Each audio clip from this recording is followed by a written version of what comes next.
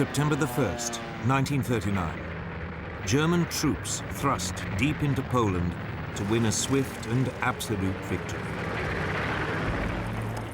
Barely 20 years earlier, their forefathers had also been on the march, but back into their homeland as a defeated army. In November 1918, after 4 years of World War I, Germany's Emperor, Kaiser Wilhelm II, had been forced to abdicate. His armies were being ground down by a remorseless offensive by British, French, and US troops. His people faced starvation. But already, a dangerous myth was taking root. The German generals and troops claimed that they hadn't been defeated in battle, but betrayed by their own cowardly politicians. Even so, at 11 in the morning on November the 11th, 1918, the 11th hour of the 11th day of the 11th month, World War I came to an end.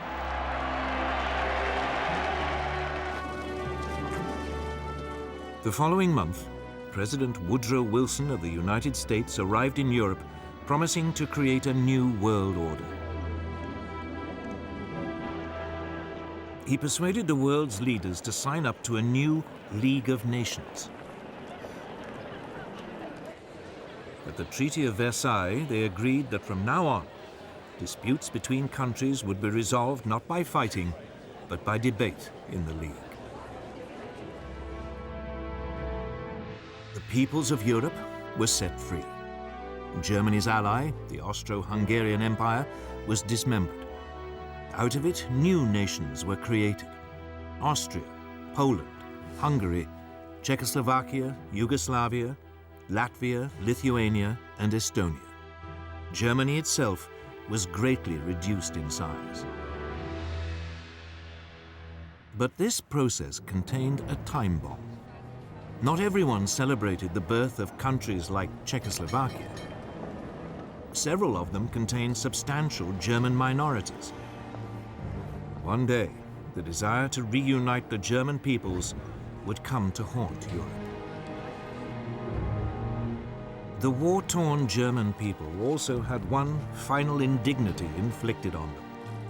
They were forced to pay a massive £6.6 billion in reparations to France and Britain, something they could ill afford. And when he returned to America, Wilson's new world order immediately fell apart. The US Congress decided it could not risk being sucked into another war in Europe.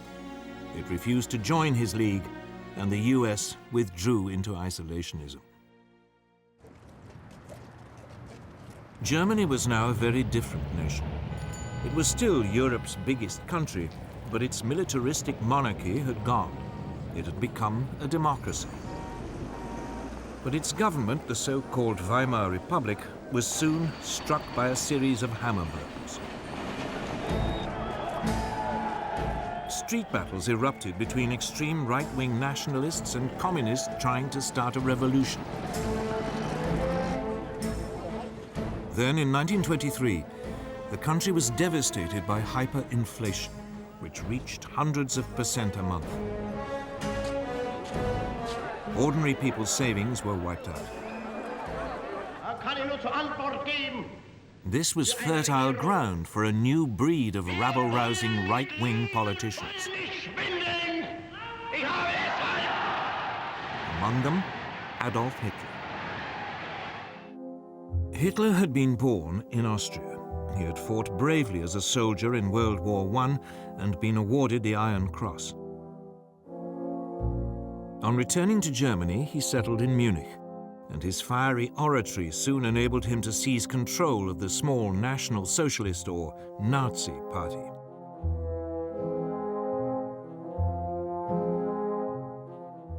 In October 1923, Hitler and his henchmen attempted an armed coup against the Weimar government. It failed, and he was sentenced to 9 months.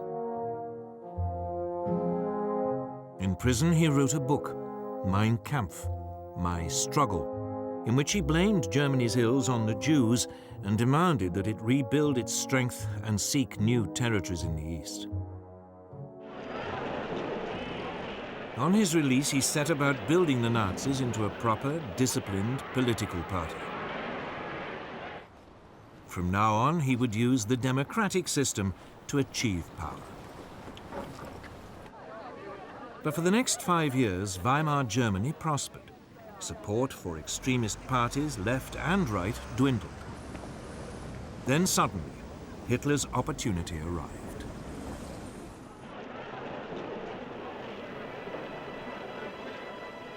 In October 1929, the US stock market crashed. Billions of dollars were lost, and an economic depression swept across the world. Unemployment in Germany soared to over 6 million. Only extremist politicians seemed to offer a solution. Wir haben ein Ziel uns gewählt und verfechten es fanatisch rücksichtslos. Politicians like Hitler. By 1931, his Nazis were a true mass movement. And they had their own brown-shirted thugs, the SA stormtroops, who numbered almost 3 million. In the 1932 elections, the Nazis became the largest party in Germany's parliament, the Reichstag. But Hitler refused to join a coalition, leaving parliament paralyzed. To break the impasse, President Hindenburg made him Chancellor in January 1933, head of the government.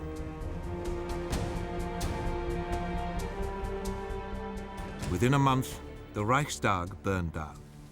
Hitler accused the communists and demanded emergency powers. He then used them to ban all other political parties. In August 1934, President Hindenburg died. Hitler declared himself president. He was now absolute leader, the Führer of Germany.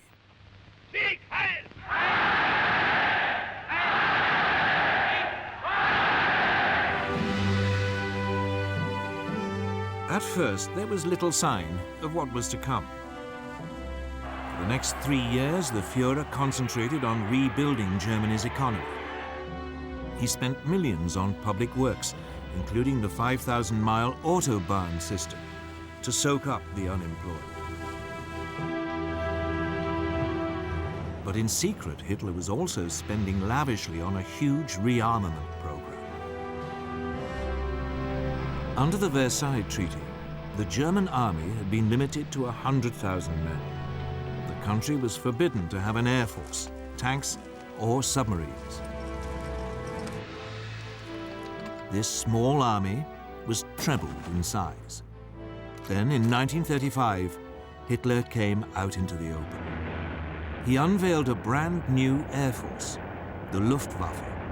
It had 2,500 planes, far more than Britain or France. Unemployment plunged, and the Nazis became enormously popular. Now emboldened, the Führer made his first expansionist move. In 1935, he reoccupied the Saarland district on the French border, after it voted to return from League of Nations to German rule. A year later, he sent German troops into the Rhineland, part of Germany which had been demilitarized at Versailles. At the time, many felt that Hitler was only claiming back what was rightfully Germany's. Neither Britain nor France objected.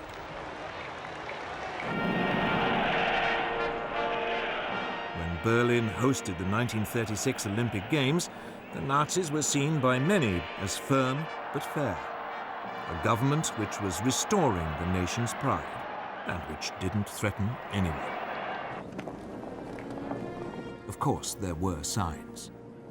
The 1935 Nuremberg laws forbade Jews to marry true Aryan Germans and deprived them of their citizenship. But when the first threats came to world peace, they didn't come from Hitler at all,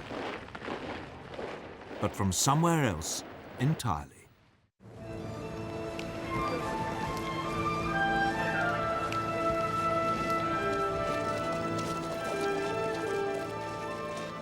Japan, at the start of the 20th century, was already a military power. It had defeated Russia in a war in 1905, and it had fought alongside the Allies in World War I. After the war, Japan was an acknowledged world power, and it signed up to the League of Nations. But politically, it was a mess of contradictions. Nominally a democracy, the feudal tradition was still strong. Most Japanese revered their emperor as a living god and regarded him as their true leader. And the country faced major economic problems. Its population was exploding. And it had no natural resources to fuel its rapidly expanding industries. Its leaders needed solutions, and they saw them in Chinese Manchuria. Manchuria was a land of rich grain fields, with plenty of coal and minerals. It was a perfect target. Japanese troops were already stationed there. Other possible targets were the colonies ruled by the European powers: Burma, Malaya, and Hong Kong, controlled by Britain, Indochina, ruled by France, and the Dutch East Indies. But at this stage, Japan had to be cautious. They didn't want to rouse the other great power in the Pacific, the United States.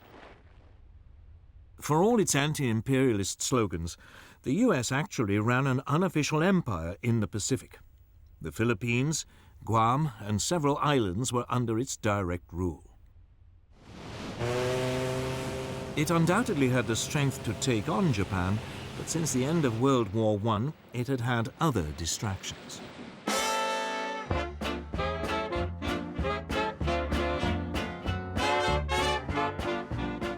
This was America's Jazz Age.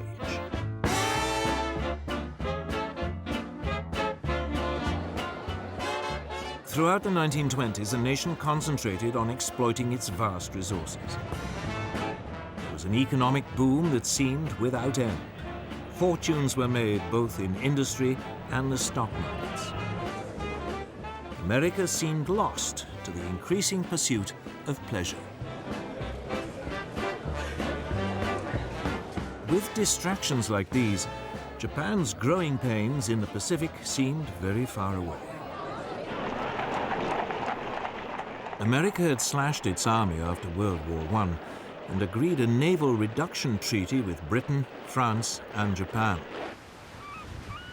This, in effect, handed naval superiority in the Pacific to the Japanese. And then came the Great Depression.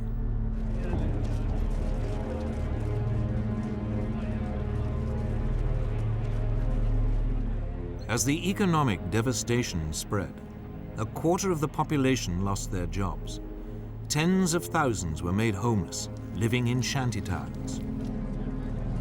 Whereas before it had been distracted by pleasure, now America was distracted by pain. It was time for Japan to make her move.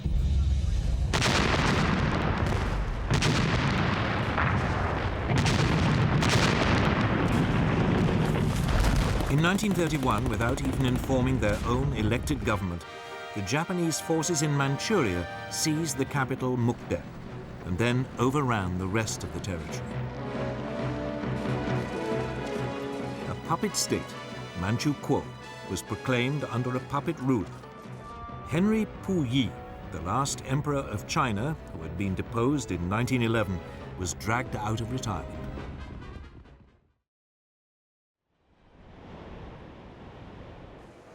At its headquarters in Geneva, the League of Nations now faced its first great test.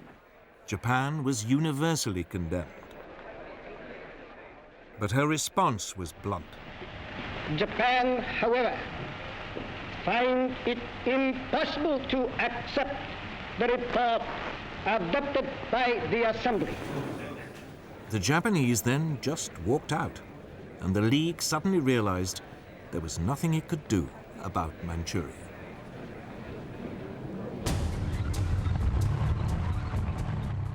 Japan was declared an international pariah, but it didn't care. Its leaders had turned their eyes to further conquests in China. These were easy pickings. China was in a state of chaos. The government of Generalissimo Chiang Kai-shek was locked in conflict with the Chinese Communist Party under Mao Zedong. There was civil war.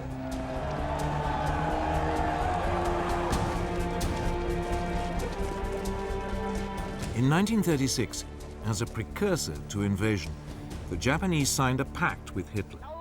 The aim was to guard against any attack by Soviet Russia were it to move on China. Then in July 1937, the Japanese provoked an incident with Chinese troops and invaded.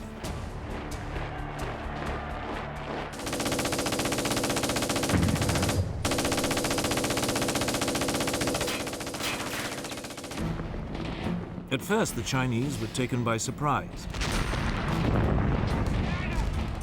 But they soon fought back fiercely, the Communists even joining the Kuomintang in a united front. The Japanese responded with amphibious landings. And by the end of 1937, they had overrun much of northern China and the coast.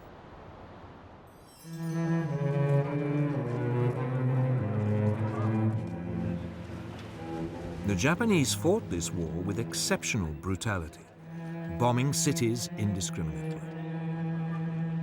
Westerners living in the commercial center, the port of Shanghai, were now evacuated. The city was then besieged for 3 months.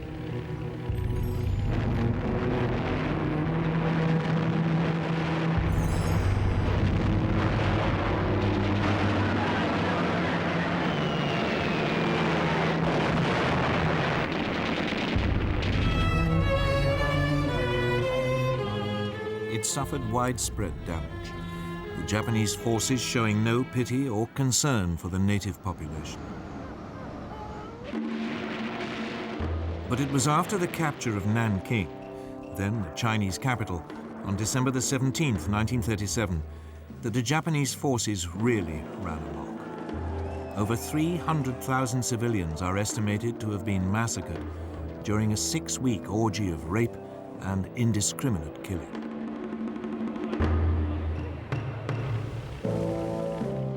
The Japanese even attacked British and US warships which had been sent to protect their shipping and trade. The worst incident came on December the 12th, 1937. The American gunboat Panay was sunk by Japanese bombers. 50 crewmen died. Despite this, the Western powers refused to intervene. So the League of Nations could do nothing. In the United States, President Roosevelt wanted to impose a naval blockade of Japan. It has become clear that acts and policies of nations in other parts of the world have far-reaching effects on us. But the British would have none of it, fearing that it might provoke a war. So all Roosevelt could offer was a $25 million loan to Chiang Kai-shek to buy arms. Even though the Communists were now fighting alongside the Kuomintang, the Soviet Union did little to help either.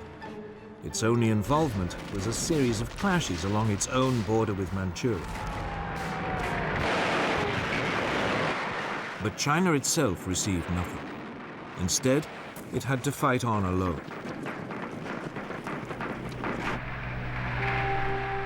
During 1938, the Japanese overran Canton and pushed the Chinese forces deeper into the west of the country. All the rhetoric of the League of Nations, all those promises to stop international aggression had come to nothing. And by now, the Western powers were facing aggression much closer to home. Deve cristallizzare una posizione di potente ingiustizia. Sangue, principi che sorgono e che nascono, e i principi che declinano, la vittoria è per noi, per i primi. Today, It is easy to laugh at Benito Mussolini, the fascist dictator of Italy. All that posturing seems faintly ridiculous now, but it didn't seem that way in 1922. Back then, Italy had seemed to be on the edge of anarchy. The country was riven by strikes and land seizures. The democratic government, just as in Germany, seemed powerless in the face of such unrest. So Benito Mussolini, a war veteran and a journalist, decided to take a stand. He organized a right-wing nationalist party, the Fascists. With the country paralyzed by a general strike in August 1922, Mussolini ordered his followers to march on Rome. Fearing a civil war, Italy's king, Victor Emmanuel, asked him to form a government. Si realizzassero le premesse necessarie e sufficienti per una collaborazione delle quattro grandi potenze occidentali, Mussolini swiftly stamped out any political opposition and assumed dictatorial powers. deve cristallizzare una posizione di potente ingiustizia. By 1928, his position seemed secure. Parliament was appointed rather than elected, and all power was firmly in the hands of the fascist Grand Council.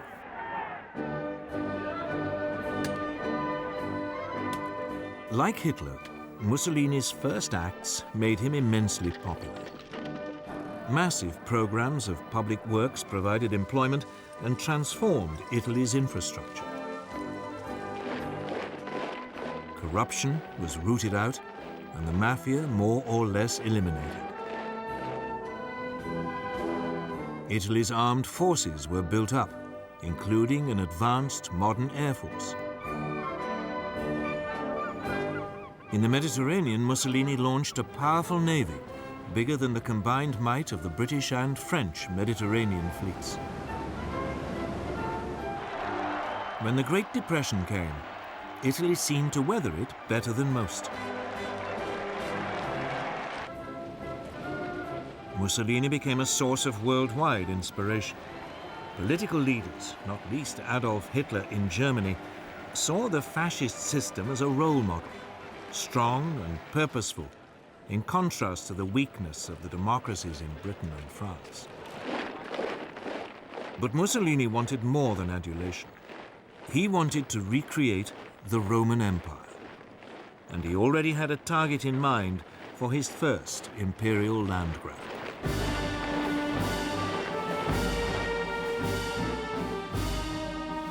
His target was Abyssinia, today's Ethiopia. Italy already had colonies on its borders in Eritrea and Italian Somaliland. In December 1934, Italian forces provoked a clash with Abyssinian troops at an oasis in the Ogaden region, well inside Abyssinian territory.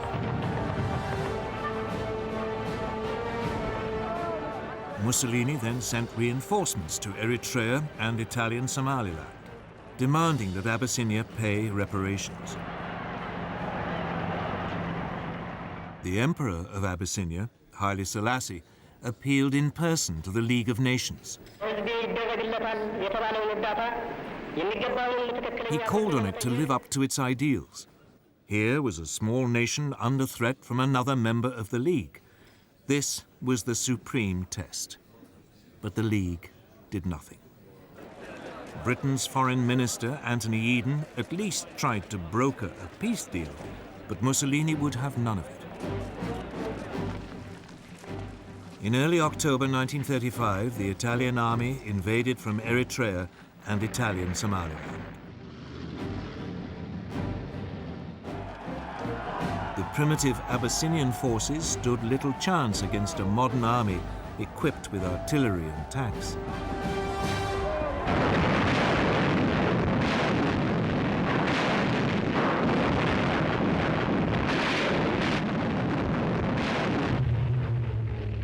The Italian Air Force had total command of the air and harried the Abyssinians, on occasions dropping gas bombs, even though gas had been outlawed at Versailles, as crime against humanity. After 6 months, Abyssinia was completely overrun. The Emperor Haile Selassie fled into exile in Britain.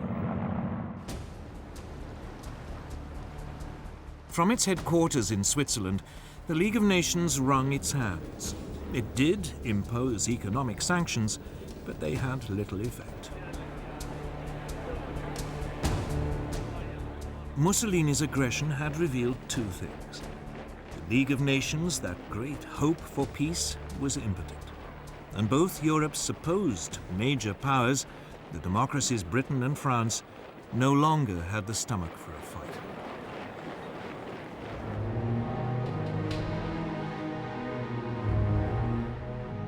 Both Britain and France had been shattered by World War I, and their economies had never really recovered. Both had witnessed waves of strikes and unrest. Both had suffered mass unemployment, even before the Great Depression.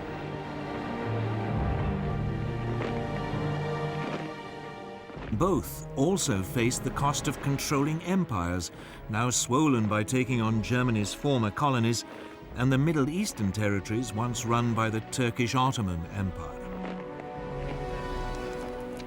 And above all, both had been traumatized by the horrific casualties of World War I. A succession of British leaders, Lloyd George, Ramsay MacDonald, and above all Stanley Baldwin, all resolved to keep Britain out of future conflicts.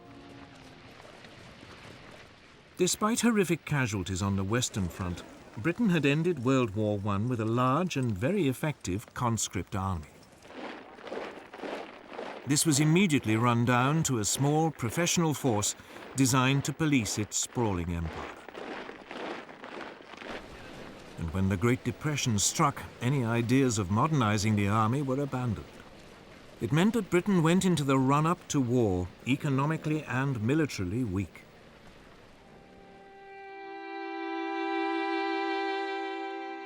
French losses during World War I had been even worse than the British. Ever mistrustful of the Germans, a large conscript army was maintained. But throughout the 1920s, France's birth rate had declined. It became clear that there would be a manpower shortage by the mid to late 1930s. France realized it could never compete with Germany on the size of its army alone.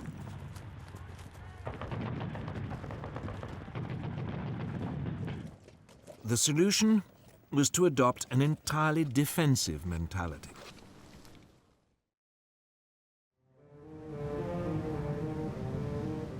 The Maginot Line, a series of fortifications, was begun in 1930 along the frontier with Germany and ran as far as the Belgian border. There, it theoretically linked up with fortifications planned by the Belgians. This new French military approach meant that France was only capable of waging a defensive war. It just did not have the ability to launch an attack on Italy, even if the British had had the troops to help. And of course, both countries knew that their navies in the Mediterranean were outnumbered by Mussolini's new fleet.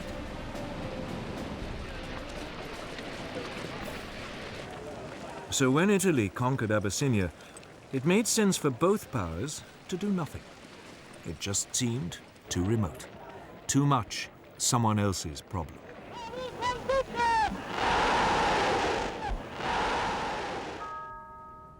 By now, they both had to deal with all the traumas of the Great Depression. That seemed so much more pressing. And above all, they were now faced with a military threat far closer to home. A resurgent and rearming Germany. And Germany's power, and that of Italy too, was soon about to be demonstrated in supporting the rise of another dictator in Spain.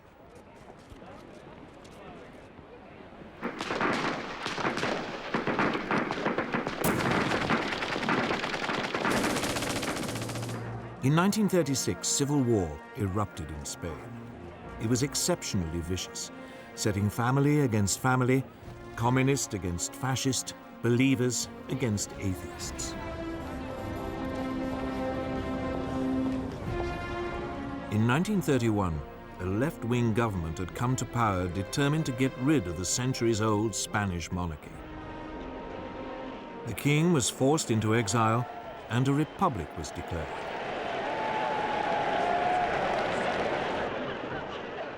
In February 1936, the parties of the left combined in a popular front to take on the forces of the right in a general election. The Popular Front won narrowly. Even though its reform program was modest, a wave of strikes and land seizures led the right to fear that a communist takeover was inevitable.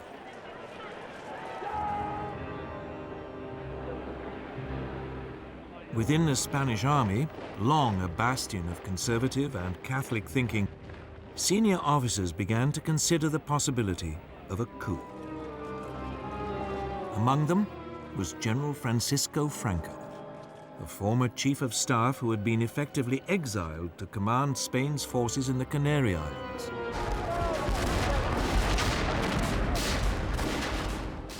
On July the 17th, 1936, the units of the army fighting guerrillas in Spain's colony in Morocco mutinied. The next day, Franco flew to join them, proclaiming a new nationalist movement which would save Spain from communism. Mainland garrisons now joined this revolt. The Popular Front responded by calling for volunteers to defend the Republic. Battle lines had been drawn.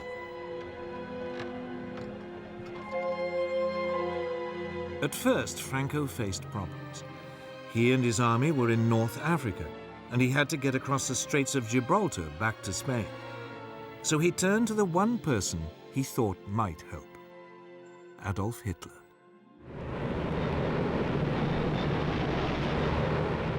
Within a month, transport aircraft from Hitler's new Luftwaffe had begun an airlift, taking Franco's battle-hardened veterans over to southern Spain.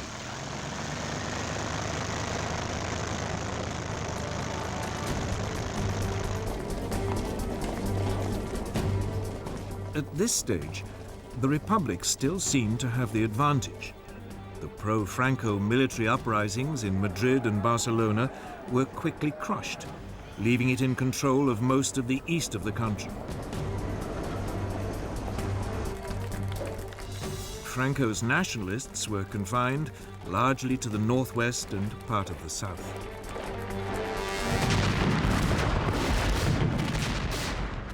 But the nationalist situation was transformed when Hitler and Mussolini started to pour in troops and weapons. The German dictator seized the opportunity to test his new equipment and expanding armed forces. The first panzer tanks were sent, along with some 12,000 troops. And the Luftwaffe deployed its Condor Legion, with its ultra-modern new bombers and fighters.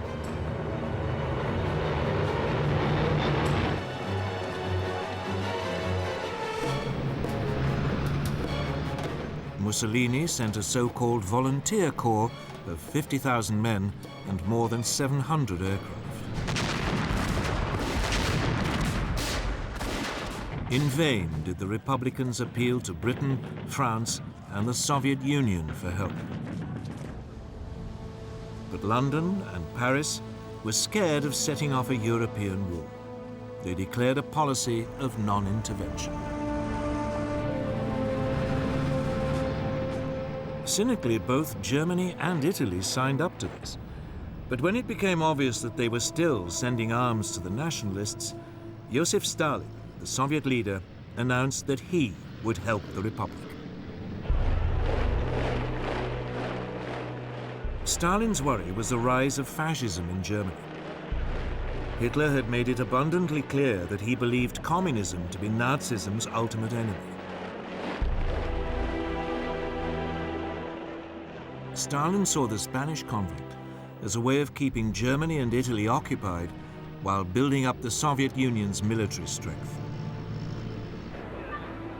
About 700 military advisors were sent, along with tanks and fighter aircraft. It was something, but no match for the support Franco had received.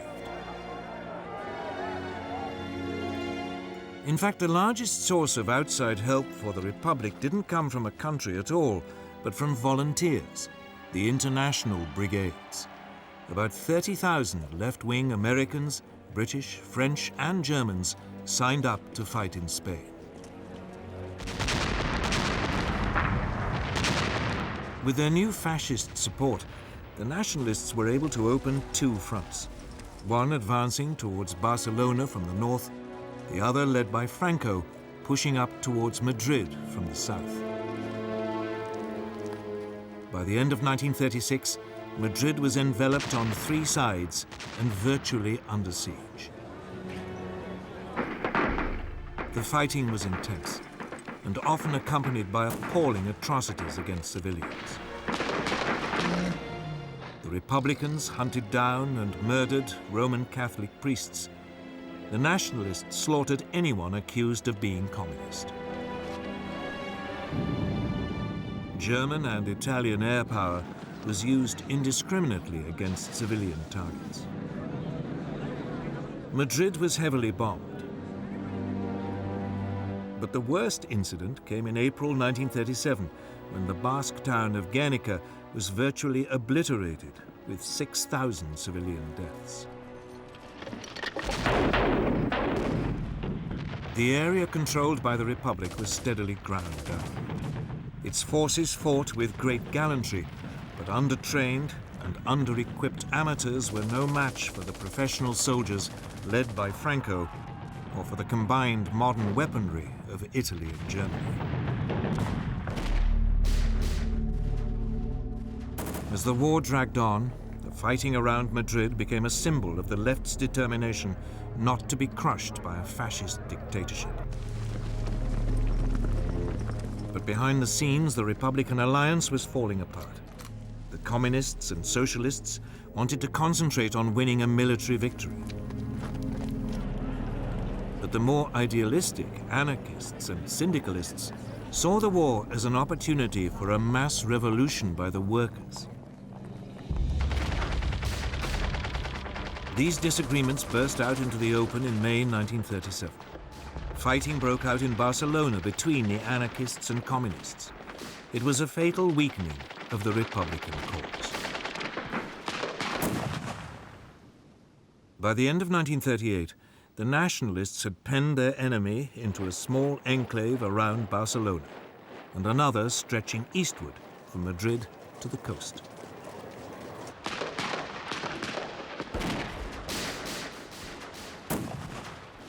Madrid continued to hold out, but the international brigades were withdrawn.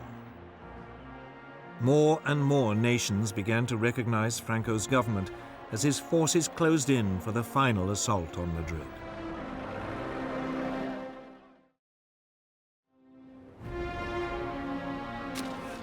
At the end of March 1939, its defenders, exhausted after nearly 3 years of fighting, the capital finally surrendered.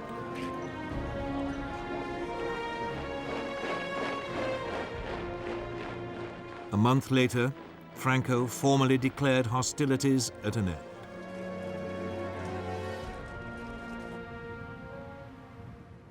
The scars of Spain's civil war took years to heal, and in some ways, they never have. And internationally, Franco's victory over the Republic proved a disaster. Hitler and Mussolini were confirmed in their belief that the democracies of Britain and France were impotent to resist any real pressure. While Stalin despaired of their willingness to confront fascism. Hitler in particular saw his way open to begin the aggressive policies outlined in Mein Kampf. Even before the Spanish Civil War ended, his armies were on the march.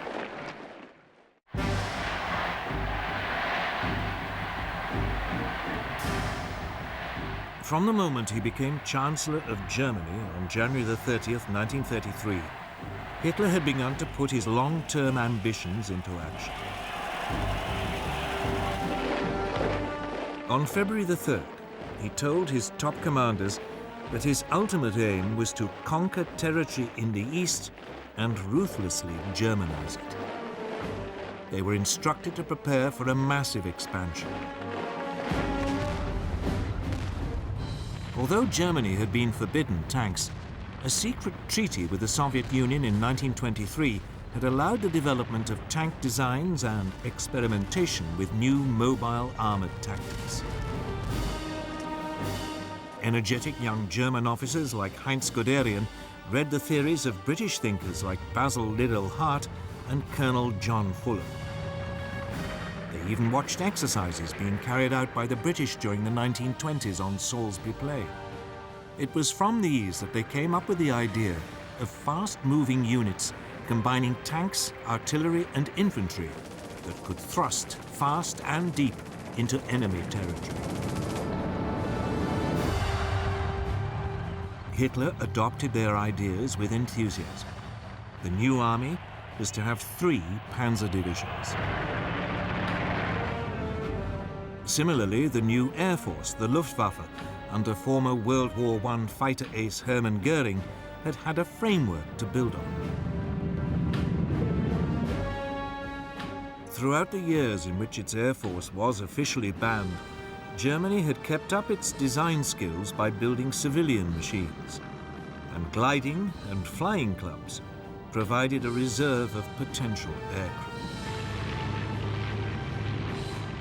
Hitler revealed the existence of the Luftwaffe in March 1935. He then announced that the army was to be increased to 300,000 men and conscription was reintroduced. Britain and France protested feebly at this flagrant breach of the Versailles Treaty.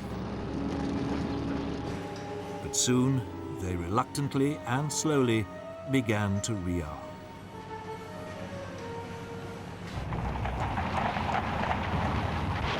Until this point, Hitler had been modest in his goals. He had only taken back what was his, the Rhineland and Saarland. But now he had a grander target in mind, his homeland, Austria. In 1934, Austrian Nazis had attempted to seize power and unify the country with Germany. The Austrians, after all, spoke German, even if they had never been part of a German state. In February 1938, another Nazi plot was discovered. Austrian Chancellor Kurt von Schuschnigg protested to Hitler. Hitler responded by demanding that Austria stop mistreating the Austrian Nazis and unite with Germany. Die Jugend ist uns verschrieben und verfallen mit Leibesfehler. Schuschnigg promptly called a referendum so that the Austrians could vote on whether to remain independent. But on March the 12th, 1938, the eve of the referendum, Hitler, fearing that it might produce the wrong result, sent in his troops. Complete surprise and an enthusiastic welcome by Nazi sympathizers made it a bloodless invasion. Within hours, Hitler announced Austria's incorporation into the Third Reich. A sovereign nation had, for the first time, been subsumed into a greater Germany. Once again, the Western democracies failed to react. In the summer of 1938, he turned on his next prey, Czechoslovakia. A substantial German minority lived in the northwest of the country, an area known as the Sudetenland. These Sudeten Germans had been part of the old Austrian Empire, but had been cut off when Czechoslovakia was created in 1919. This was the time bomb that had started ticking at the signing of the Treaty of Versailles. Hitler encouraged Sudeten German demands for autonomy and then threatened the Czech government with force if it refused to agree. Undaunted, the Czech government ordered general mobilization and prepared to resist. The Czechoslovak army was large and well equipped, with formidable fortifications on its frontier with Germany. Hitler backed off. But then at the beginning of September, concerned that war might be imminent, the British Prime Minister Neville Chamberlain decided to act as a peacemaker. He flew to meet Hitler twice. The Nazi dictator assured him that if he could have the Sudetenland, he would make no further territorial demands in Europe.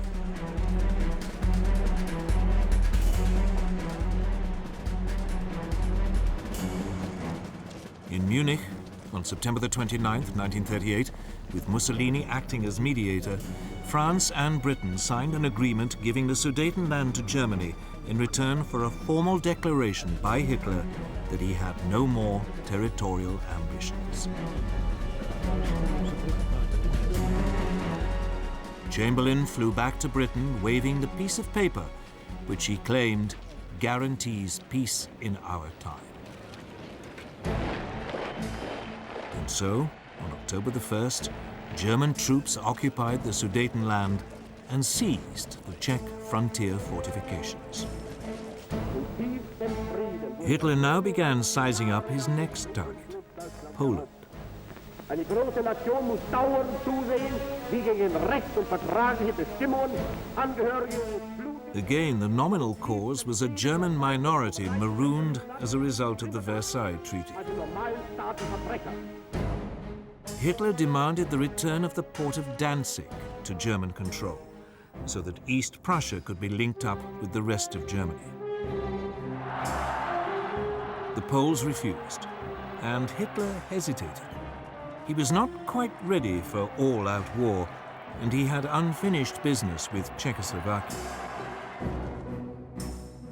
In March 1939, the eastern part of the country, Slovakia, which was ethnically different to the Czech lands, appealed to Hitler for help in achieving greater independence. Hitler summoned the Czechoslovak Prime Minister Emil Hácha to Berlin and browbeat him into putting his country under German protection.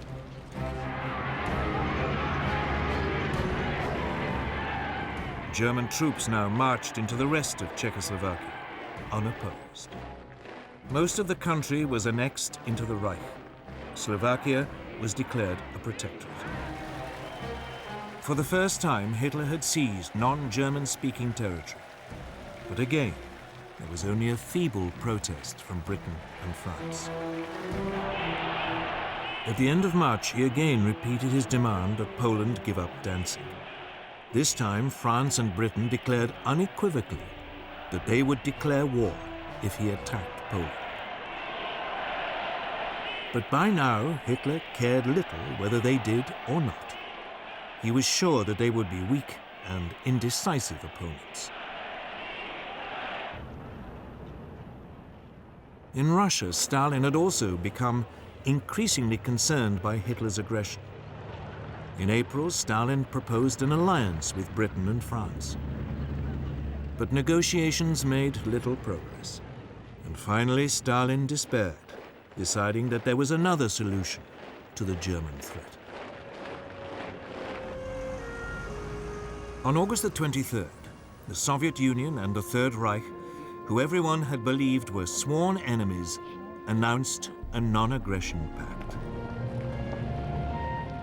The agreement secretly specified that Poland would be split between the two countries, and Stalin would have a free hand to take over Estonia, Latvia, and Lithuania. Now free from any Russian threat, Hitler ordered his armed forces to prepare for an immediate invasion. On the evening of August the 31st, the German Wehrmacht prepared for the assault. Its Führer had made the decision which would plunge the world into war.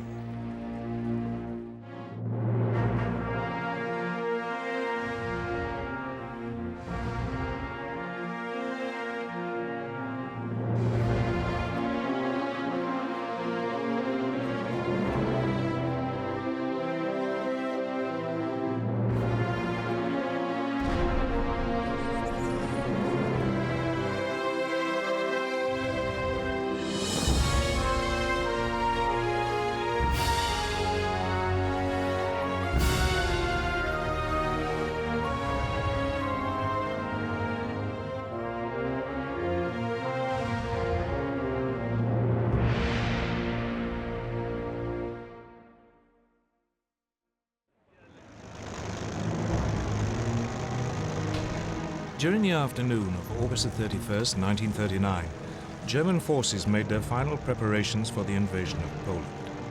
Air crews studied their targets. Tanks moved to their assault positions. Then, in the early hours of September the 1st, German soldiers dressed in Polish uniforms attacked a radio station on the German side of the border, leaving behind some bodies.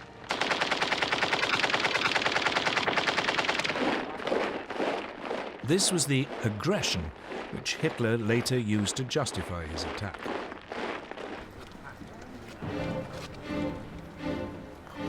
At 8 that morning, German troops pushed aside the Polish frontier barriers and mobile forces raced forward.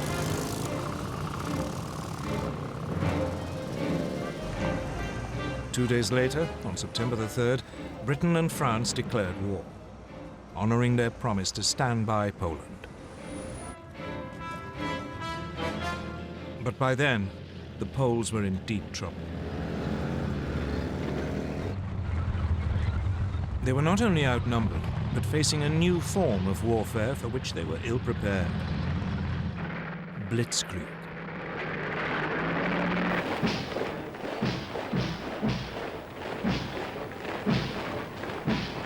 In 1939, the German army consisted of 1.5 million men. Its elite were the panzers, tanks, 6 armored divisions and 4 light divisions intended for reconnaissance, a total of 2,400 tanks. These had been designed to break through an enemy's defenses and strike deep, cutting communications and spreading confusion. Enemy strong points would be bypassed, left to the following infantry to mop up.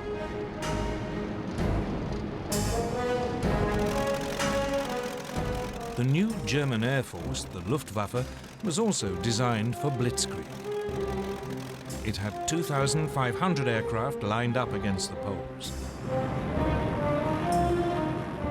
The most notorious was the Junkers Ju-87 Stuka dive bomber. It was a form of flying artillery, making pinpoint attacks in support of the fast-moving ground forces. The Poles could muster just 600 planes. On the ground, it was just as bad. Poland's army was just 500,000 strong. It had only 880 tanks. It even had 11 brigades of cavalry, lances and horses against army. But it wasn't just numbers that gave the Germans their advantage. They used their panzers in a radically new way, as separate, hard-striking units. The Polish tanks were dispersed to support their infantry.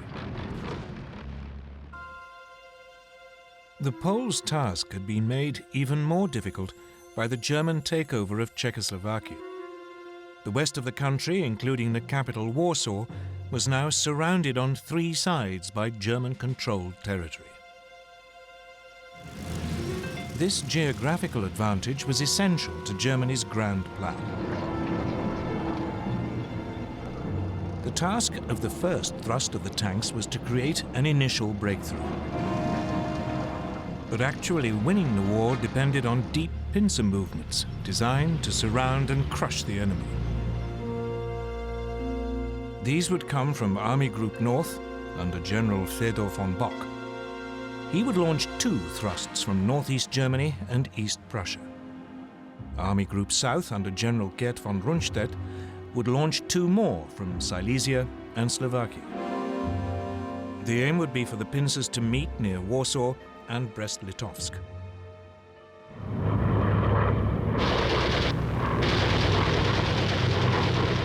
From the start, it went well for the Germans.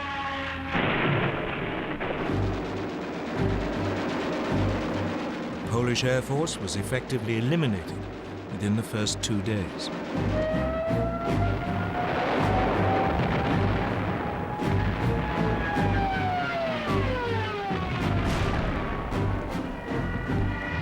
The panzers cut through and struck deep. and the Stukas and medium bombers proved devastatingly effective.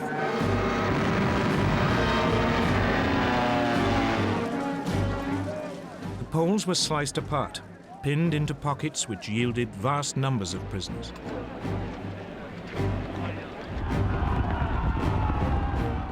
Legend has it that some Polish cavalry units gallantly tried to attack the panzers,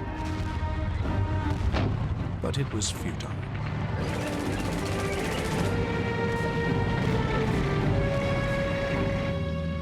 They were just brushed aside. By September the 8th, the inner pincers had met up. German troops were advancing on the outskirts of Warsaw. On September the 17th, the outer pincers met at Brest-Litovsk.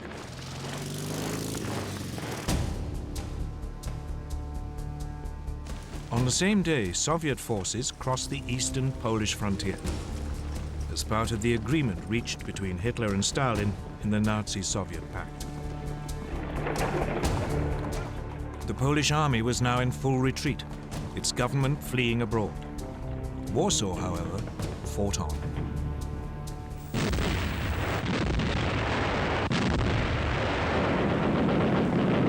Its defenders rejected a German offer to surrender, so the full fury of the German war machine was turned on it.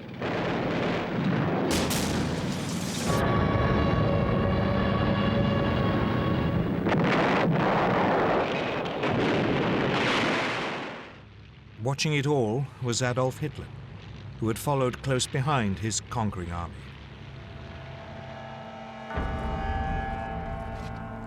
On September the 27th, Warsaw surrendered. The next day, the victors carved Poland up according to the Nazi-Soviet pact. The Soviet Union annexed slightly over half the country to the east. Germany took the rest. Both regimes began rounding up anyone who might present a danger in future. Many were murdered. And for the first time, the Germans revealed how they would behave against those peoples in Eastern Europe whom they considered inferior. They sent in the Einsatzgruppen, special SS squads, to round up Jews.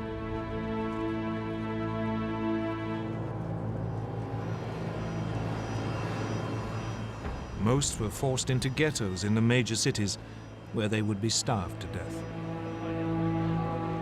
Others were executed on the spot.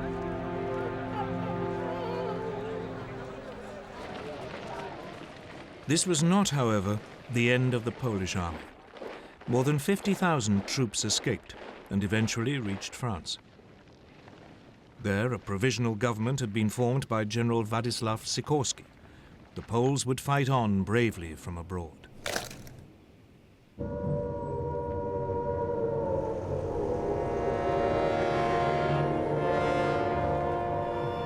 In Britain, the air raid sirens had sounded within minutes of Prime Minister Neville Chamberlain's announcement that hostilities had begun. In fact, despite their politicians' guarantees of Polish sovereignty, Britain and France had done very little to help Poland. As Hitler had gambled, they had no idea what to do once they had actually declared war. Both countries had begun mobilization. Air raid precautions were speeded up. Anti-aircraft guns were placed in major cities. Shelters were erected. Soon, children were being evacuated. Everyone had to carry gas masks, and a blackout was introduced. The British Army began to deploy its 100,000-strong expeditionary force to northern France. French troops did advance a little way inside the German border, but they refused to move beyond the protective cover of artillery range. The initiative was still firmly in Hitler's hands. And he at least knew precisely what he was going to do next.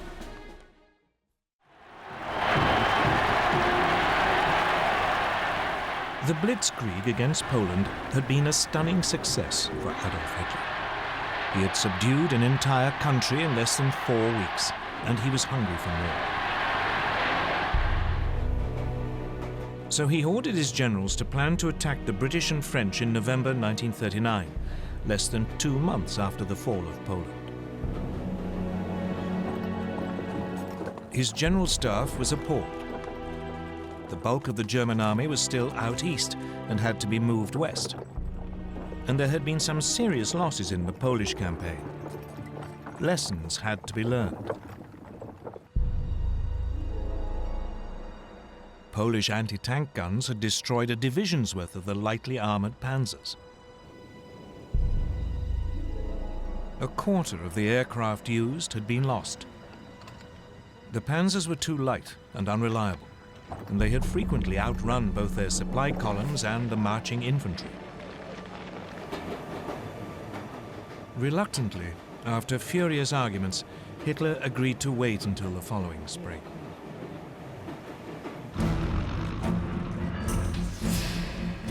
Meanwhile, his enemies were also learning lessons. Britain had thought that bombers would be a key weapon in the coming conflict. But when on September the 4th, Britain's Royal Air Force made a daylight raid on German shipping, 7 of the 30 bombers were shot down. It soon became clear that this wasn't a one-off misfortune. In some raids, over half the aircraft were lost. British bombers just weren't up to the job. So the RAF switched to night raids, and they decided to drop not bombs but leaflets, so as not to provoke retaliation.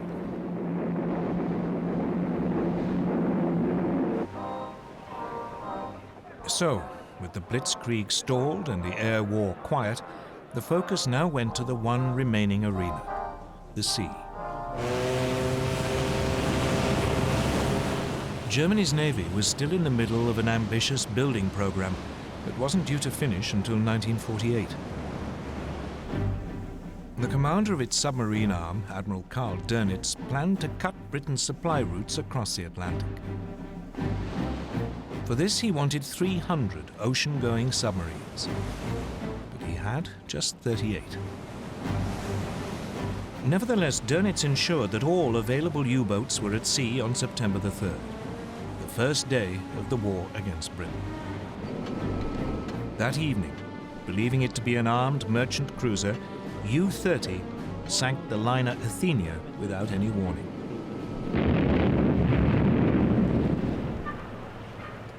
A 112 lives were lost, including 26 American citizens. The Royal Navy dwarfed its German counterpart. It had 12 battleships. Germany had none.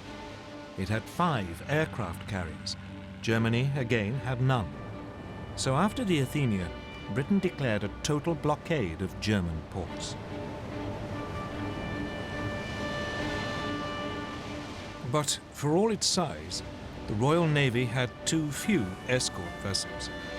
Many merchant ships had to sail alone. And by the end of 1939, more than 100 had been sunk.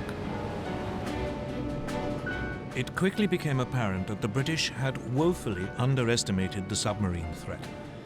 On September the 17th, U-29 sank the British aircraft carrier Courageous.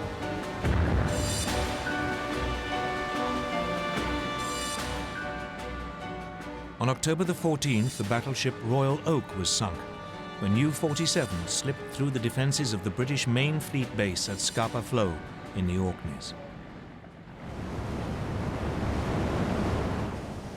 Meanwhile, Germany's small surface fleet had also been unleashed against the sea lanes. In the North Sea, the battle cruisers Scharnhorst and Gneisenau intercepted a convoy on November the 22nd.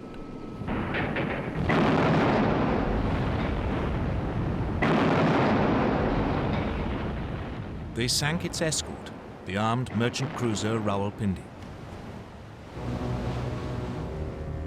But it was the pocket battleship Graf Spee which caused the greatest problems.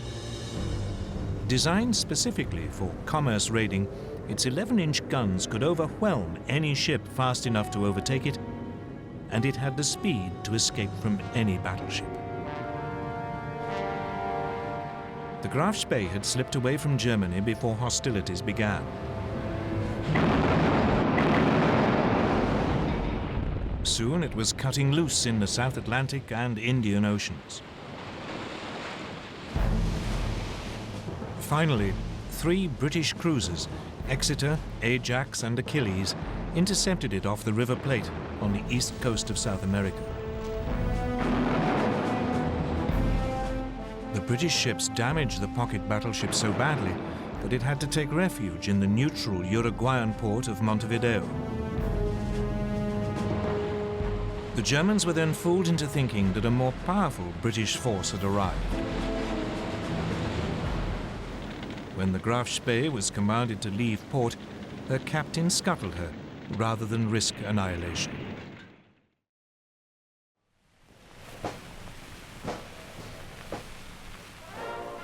Back home, the Royal Navy crews were feted as heroes. But this was just about the only obvious success enjoyed by the British or French armed forces during the winter of 1939. Though the British did enjoy one secret victory in the technological war, which was to prove vital.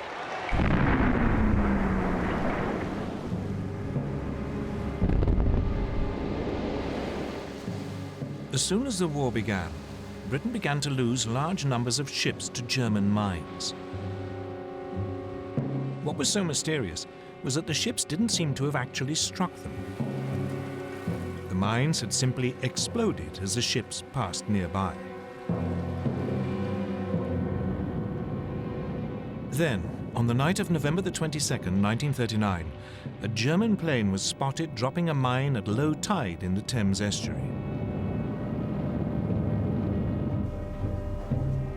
Disarmed and rescued from the mud, the mine was found to be set off by the magnetic signature of a ship passing close by.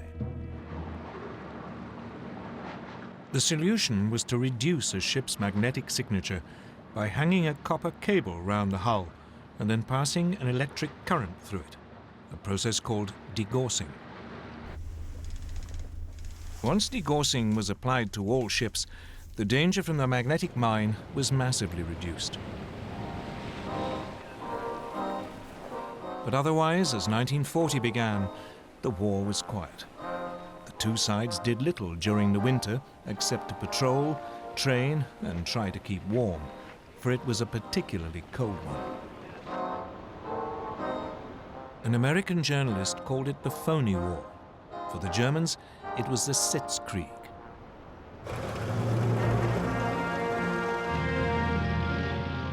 In the spring, the British Expeditionary Force took up its position towards the left of the front on the Belgian border.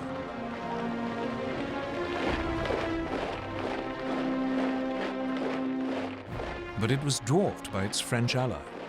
France had some 100 divisions along the Belgian and German frontiers or in reserve nearby. This imbalance meant that the British commander, Lord Gort, had to go along with the ideas of the French general Maurice Gamelin. And these were entirely defensive. French hopes were pinned on the massive ramparts of the Maginot Line. A series of fortifications, it ran from Switzerland to Belgium along the French-German border. The Maginot Line was considered to be completely impassable and would ensure that French territory remained safe.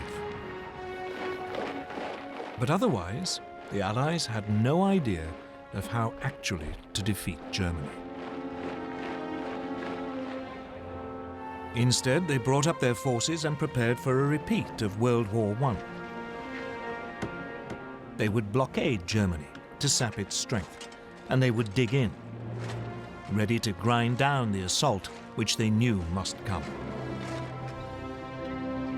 None of their commanders seemed to consider that the Germans might have totally different ideas, or that the next moves might come in a completely different arena. Scandinavia.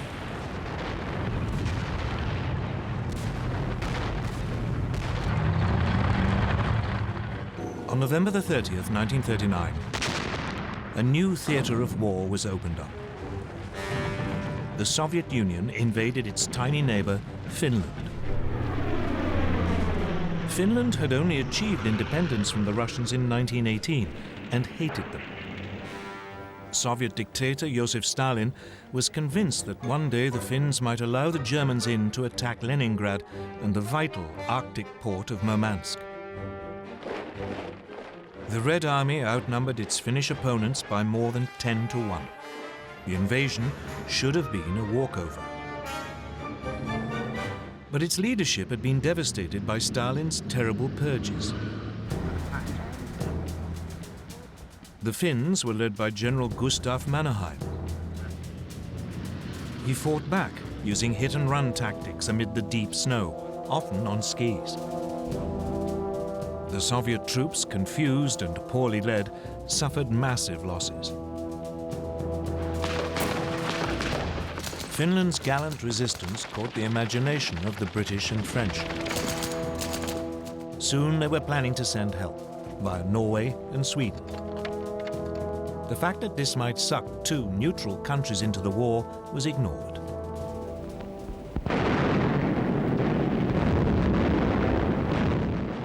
But a renewed Soviet offensive at the beginning of February broke the Finnish defensive line. In early March, the Finns had to cede territory to Stalin. By now, Hitler too had become interested in Scandinavia. The Nazi war machine relied on iron ore from Sweden. In the winter months, the only way it could get to Germany was via the Norwegian port of Narvik. If the Allies landed in Norway, this vital supply could be cut off. So he ordered plans to be prepared for an invasion of Norway. Denmark, which was in the way, would also have to be seized. The Norway theatre heated up on February the 16th, 1940. The British destroyer Cossack boarded the German supply ship Altmark in a Norwegian fjord to release prisoners.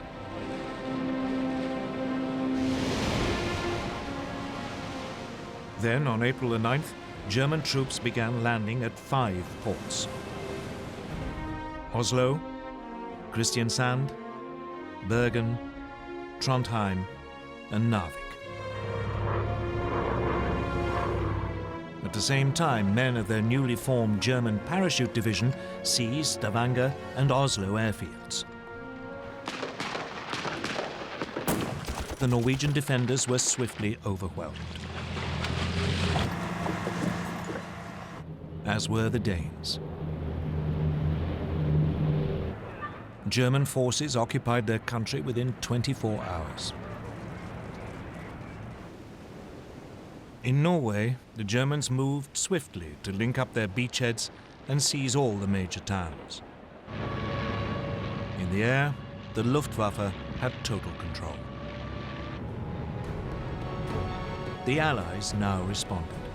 A landing force was dispatched to recapture Narvik.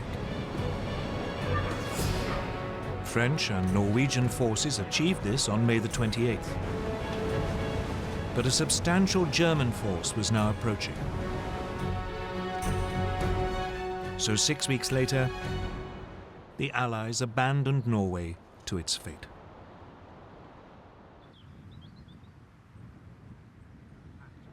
Hitler had spent most of that winter and spring at his country retreat, the Berghof in southern Bavaria.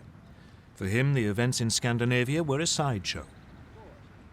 Instead, he was preparing for his next major Blitzkrieg against Britain and France. The first plan his generals brought him had a familiar ring to it. The Germans would advance into Belgium, aiming to swing down towards Paris. It was a repeat of the Schlieffen Plan, which the Germans had used at the start of World War I. The Allies were expecting this, and their main strategic discussion was how to prepare for it. When the Germans attacked, the Allies planned that their forces west of the Maginot Line would swing forward into Belgium to hold them on the shorter and more defensible line of the rivers Dyle and Meuse.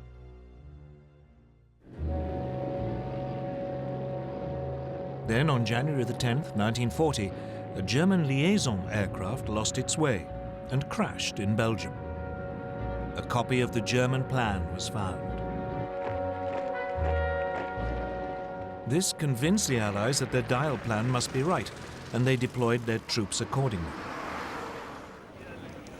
Unfortunately, the same event made the Germans alter their ideas entirely. Chief planner General Erich von Manstein had always thought the original plan unimaginative. He was worried that the German forces would become bogged down, as in World War I, and that his country would lose a long, drawn-out war. So he proposed to Hitler that the main thrust should be made at the point where the Maginot Line ended, and where the Allies were most vulnerable as their Western armies moved forward. Virtually all Germany's panzers would be gathered opposite the Ardennes in southeast Belgium. The Allies considered this hilly and wooded area almost impassable for tanks. It was, therefore, lightly defended. The plan was to drive deep behind the Allied armies, which would have advanced into Belgium. They could then cut them off, and all the forces sitting in the Maginot Line would be bypassed. It was a high-risk strategy. The German armor could become stuck in the forest, but Hitler loved it. So the German forces were redeployed without the Allies knowing. The Allies, meanwhile, prepared for their long defensive war. In addition to the formidable barrier of the Maginot Line, they had a slight advantage both in manpower, some 110 divisions available against 95 German, and in armor, about 3,000 vehicles against 2,700. The French also had the better tanks. Their 32-ton Char Bay had both 75 and 47mm guns. Its disadvantage was that the main gun was mounted in the hull, and so was difficult to aim. The other gun was in a one-man turret, from which the commander had to control the tank as well as man the gun. In contrast, the newest German design, the 17-ton Panzer Mark IV, had a 75mm gun in a spacious three-man turret, so its crew could work as a team, though only about 100 were available. The other main French tanks also had guns which matched those of their German counterparts, but again the French had the one-man turret.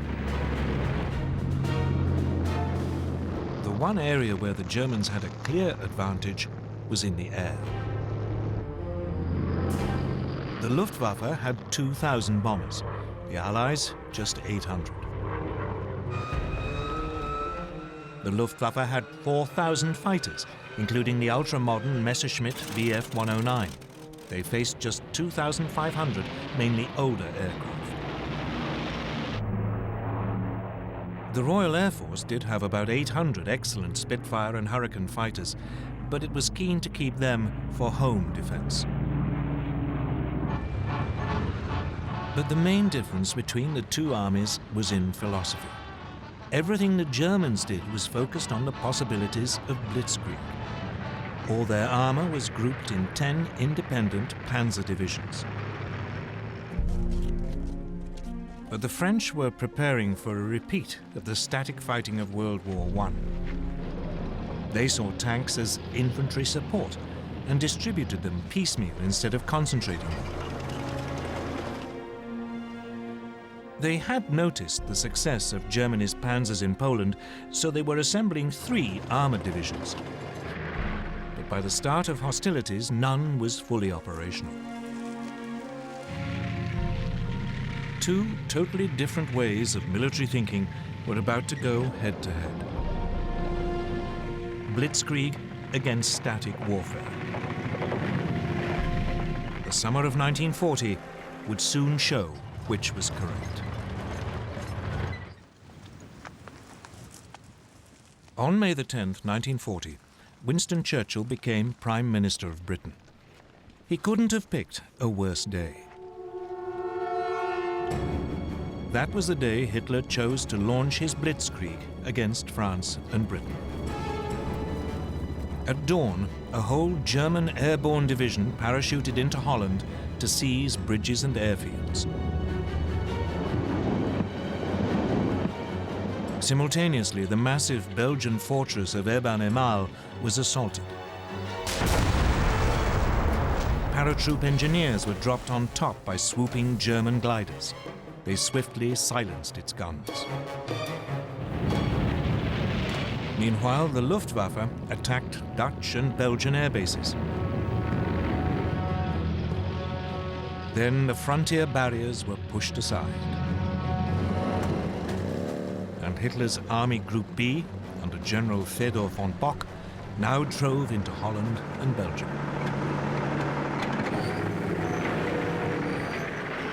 As planned, the French and British armies along the Belgian border moved forward to their new defensive line along the Dyle and Meuse rivers. But none of the Allied commanders seemed to have noticed that German Army Group A, which had the bulk of the panzers, after brushing aside the Belgian frontier troops, had now begun driving through the hills and woods of the Ardennes to their south.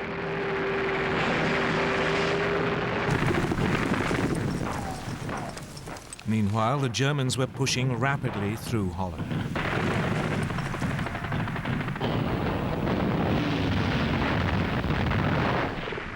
The obsolete Dutch army was no match for the highly tuned German war machine. And it was under continual heavy air attack by the Luftwaffe, which roamed the skies unchallenged. On May the 14th, the Germans demanded the surrender of the port of Rotterdam. A large force of bombers took off as the Dutch hesitated. While they were airborne, the Dutch agreed to surrender the city, but apparently a recall message never reached the bombers.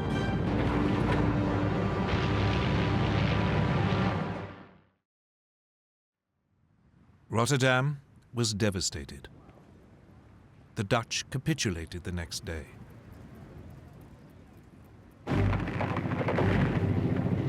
Then came the hammer blow.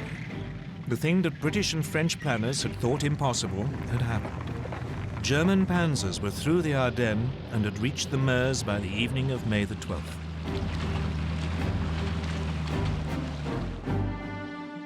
Among the first to arrive at Sedan, well north of the Maginot Line, were the men of the 19th Panzer Corps, commanded by General Heinz Guderian, fresh from the triumphs in Poland. Guderian now showed how Blitzkrieg should be done. He ignored the troops in the Maginot Line, and he didn't wait for his own infantry to catch up. He pushed straight on. The next day, assault troops crossed the River Meuse.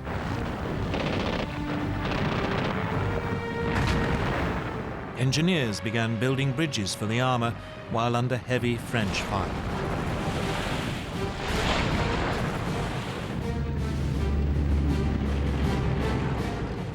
On the 14th, the panzers began crossing. That evening, Guderian's bridgehead was 8 miles deep.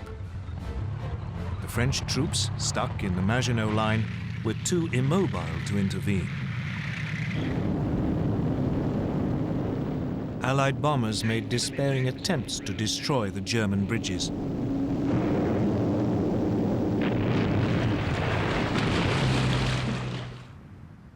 But most were shot down.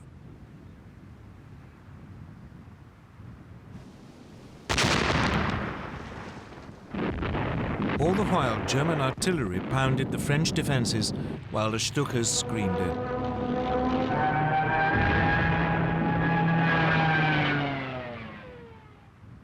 Just 3 days after the attack had been launched, the French defenders around Sedan broke. Guderian's panzers began racing westwards. By nightfall, they had advanced more than 40 miles behind the northern group of Allied armies. These had been holding firm on the Dial line, but now the French Supreme Commander, General Gamelin, realized that they were about to be encircled. He ordered them to fall back. This sudden decision to withdraw bewildered the Allied troops, who had no idea what was going on behind them. As they fell back, they were hindered by a growing flood of refugees clogging the roads. That day, the French Prime Minister Paul Reynaud phoned Churchill. He said, "We are beaten. We have lost the battle." But for all the brilliance of the Blitzkrieg, the Germans were vulnerable. As the panzers raced westwards, they created an ever longer corridor just a few miles wide. The Allies realized that this was open to counterattack. The bulk of the German army was still totally dependent on horsepower or its own feet for transport, so the gap between the rampaging panzers and the follow-up infantry grew with every hour. On May the 17th, Colonel Charles de Gaulle, commander of one of the newly formed French armored divisions, made the first of 2 attempts to cut through the German line near Crécy. But the cumbersome French command system meant that units were sent into battle piecemeal, not in a coordinated thrust.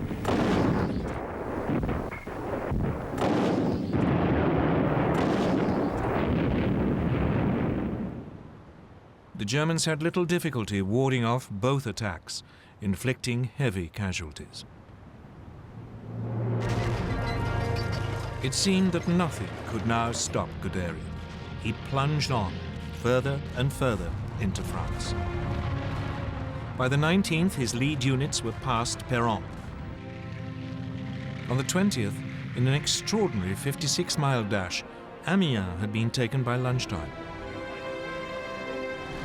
Abbeville, just 14 miles from the English Channel, was seized by 9 that evening.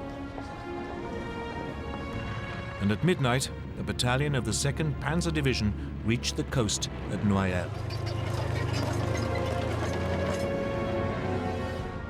The Germans had split the Allied front in 2. Everything now depended on whether they could defend this long, thin corridor, or whether the Allies could successfully counterattack.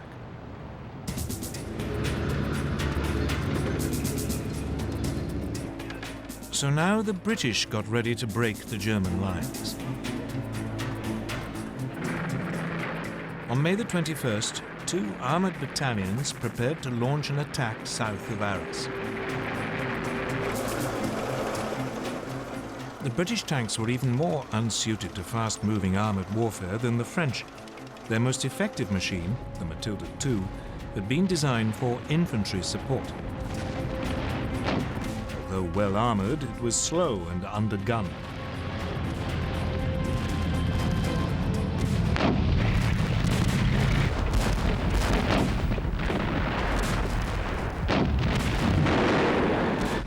The Germans had little trouble in repulsing the attack. But it did have an effect. By now, the German High Command were becoming worried by their extended lines of communication. So, for the time being, driving south into the rest of France was put on hold until the infantry had caught up. The priority was to turn north and eliminate the British Expeditionary Force and the French First Army fighting beside it. On May the 22nd, Guderian and the panzers began their attack to destroy the Allied armies. These were now pulling back to the ports of Boulogne, Calais, and Dunkirk, but they were trapped. On May the 23rd, General Alan Brooke, commander of British II Corps, wrote, "Nothing but a miracle can save the British Expeditionary Force." 2 days later, the Germans seized Boulogne.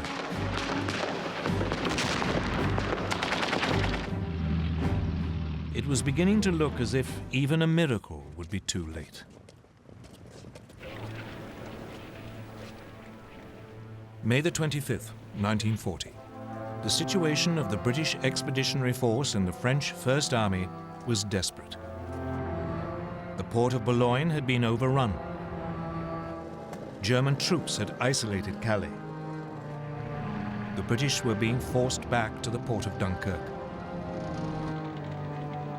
Lord Gort, the British commander, advised his government that the only hope of saving even a fraction of his troops was to organize an evacuation by sea. But as the dive bombers screamed down and the panzers were poised for the final assault, evacuation seemed a forlorn hope. The British anticipated that Dunkirk would be overrun within a day. But unknown to the British, Hitler and the German High Command had made a decision which was to save them from total annihilation. The Germans were only too aware that their panzer crews were exhausted and their machines needed urgent repairs. Those attacks by de Gaulle and the British may have failed, but they have shown very clearly how vulnerable the German lines of communication were. This was the great weakness of Blitzkrieg. So the High Command made a fateful decision. It decided to stop the panzers' advance to save them from further damage and wait for the infantry to come up. Only then would the Allied pocket around Dunkirk be eliminated. So the Blitzkrieg was halted and the panzers lay idle. They would not advance for 2 days, just enough to buy the British in particular a little time to prepare. As the tanks waited, the only major action was in Calais. There the British and French garrison refused to surrender. Instead, they had to be overrun in 3 days of bloody hand-to-hand fighting. When the panzers got going again 2 days later on May the 26th, the weather had changed.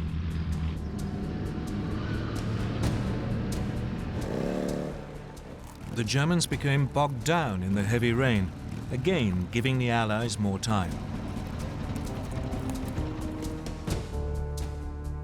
So it was that at 7:57 p.m. on May the 26th, Vice Admiral Bertram Ramsay, flag officer commanding Dover, received a signal that he was to put Operation Dynamo into action. Operation Dynamo was a plan to withdraw the British Expeditionary Force by sea. He had prepared it more in hope than expectation that it could ever be used. The following day, a makeshift fleet of destroyers, tugs, and passenger ferries crossed the English Channel. But by the end of the day, less than 8,000 of the over 300,000 troops at Dunkirk had been rescued.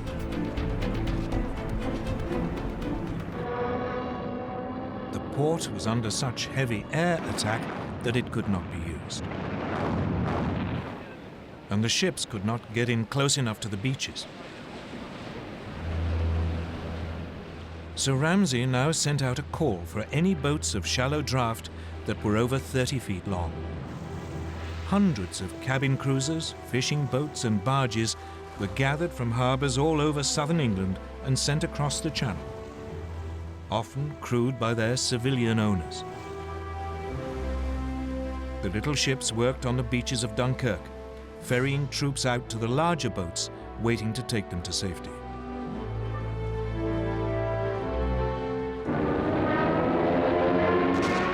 All the time, they were under constant air attack. The British Air Force threw every fighter it possessed into the battle to drive the Luftwaffe off.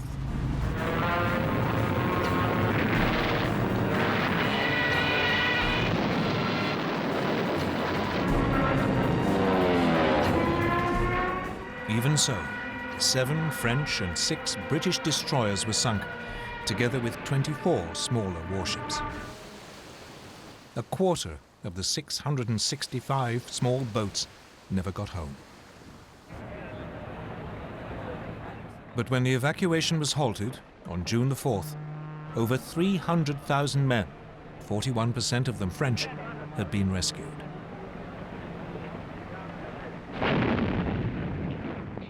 None of this would have been possible without the heroism of the French army. It played a vital role in slowing down the German advance.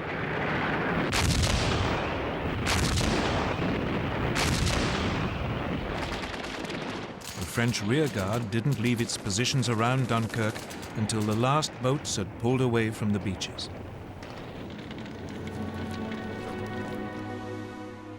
One British officer compared them to the last stand of the Spartans at Thermopylae. Even so, the British army had lost most of its heavy weapons. It wouldn't be fit to fight the Germans again for a long time. France still had to fight on, but it had lost more than half its army. Against them, the Germans had 92 divisions, including masses of armor.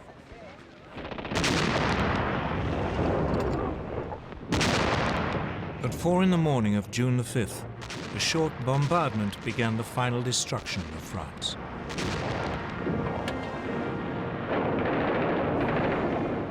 Assault troops crossed the Somme and the Aisne.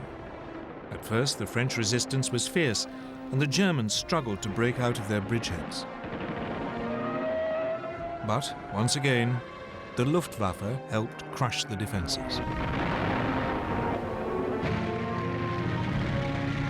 Soon the panzers were pushing south, and the trickle of surrendering French troops turned into a flood. By the 9th, the panzers had reached the River Seine, and the infantry were only a few hours behind. Once across the river, the Germans fanned out into the interior of the country.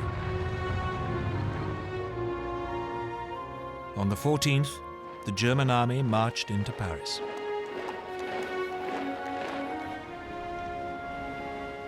The swastika was raised on the Eiffel Tower.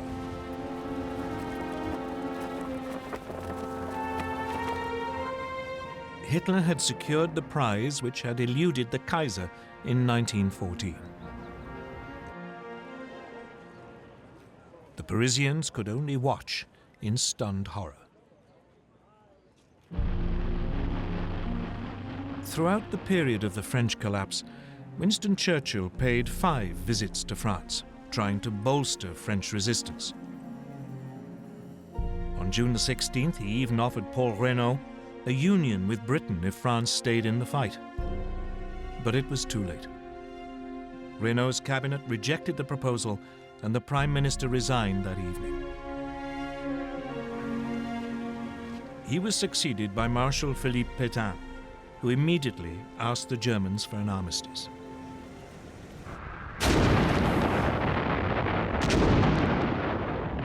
It was only now that the Germans finally began to attack the Maginot Line, which had been left isolated. After a heavy artillery bombardment, the French defenders offered only token resistance before the German troops occupied the forts.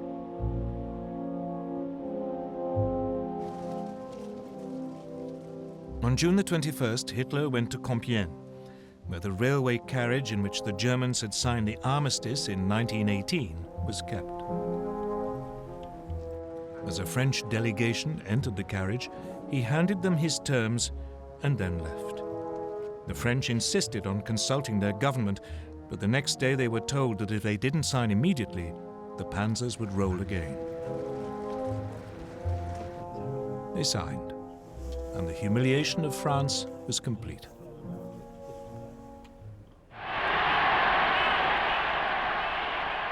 For Hitler, his control of Western Europe seemed absolute. He felt sure that Britain must now seek peace, and that soon he could turn to the next stage of his master plan.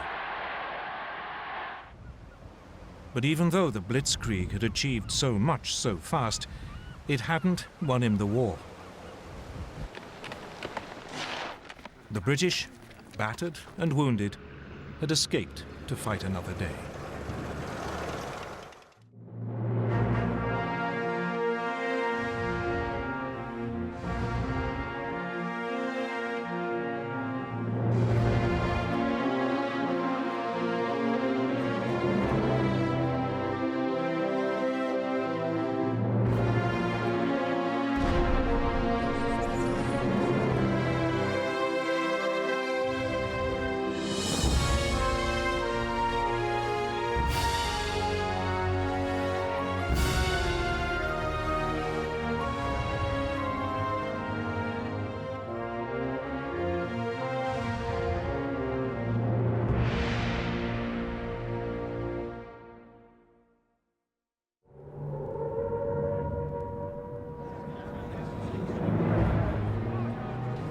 On June the 22nd, 1940, Britain stood alone against the Nazis.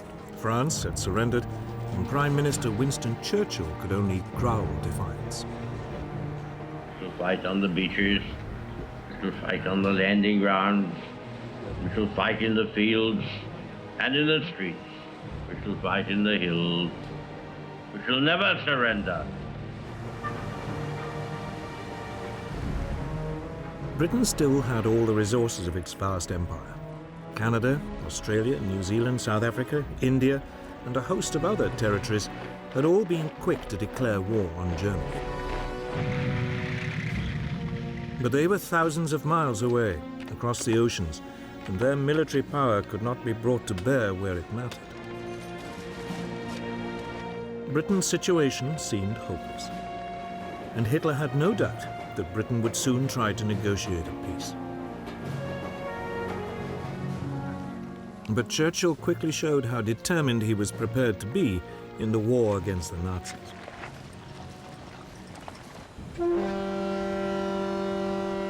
A powerful squadron of 2 French battleships and 2 battle cruisers was lying in the port of Mers el Kabir in French North Africa.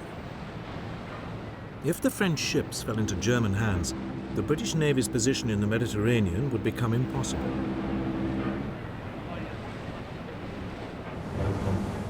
So on July the 3rd, a Royal Navy task force demanded that the French ships either join it or sail to a neutral port to be interned. The French refused. So the British opened fire on their former allies.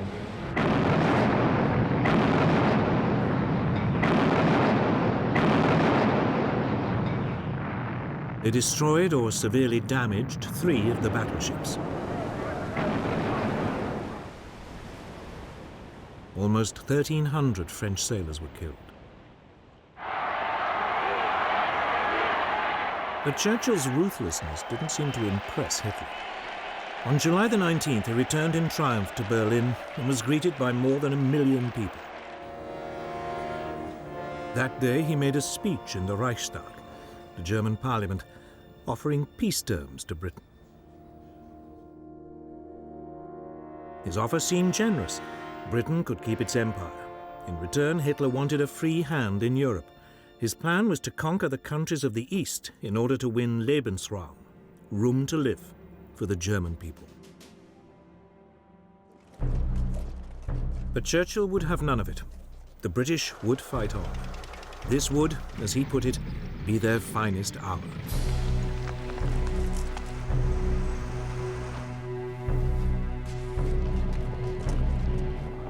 Churchill's defiance was immensely popular. King George VI wrote in his diary, "Personally, I feel happier now that we have no more allies to be polite to and to pamper."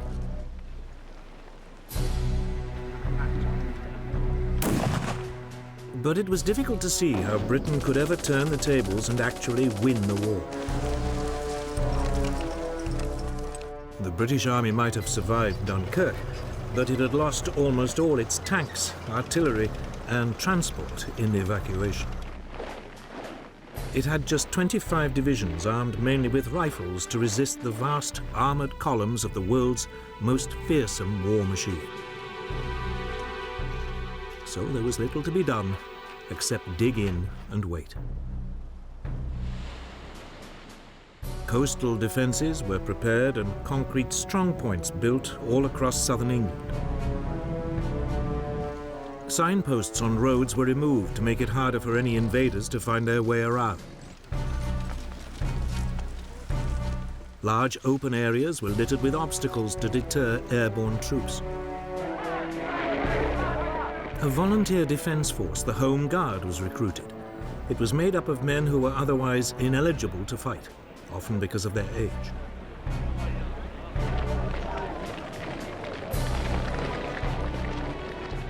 By the end of June 1940, almost 1.5 million volunteers had signed up, but there were few weapons with which to arm them. Hitler, meanwhile, was getting on with his invasion plans, codenamed Operation Sea Lion.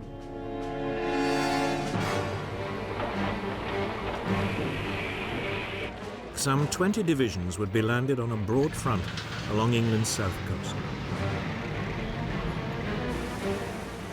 Barges were gathered from all over northwest Europe. These were hurriedly converted into makeshift landing craft.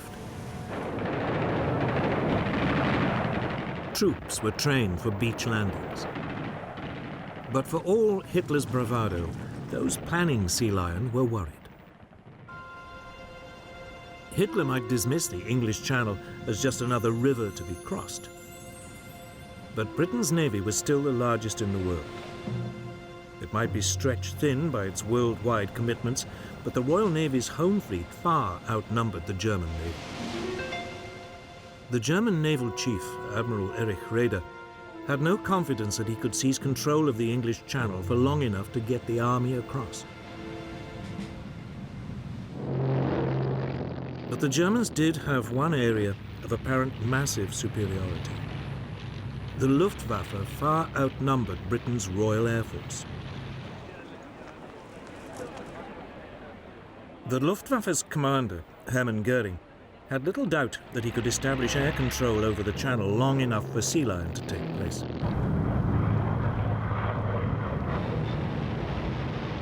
On July the 10th, the Luftwaffe began attacking shipping in the Channel.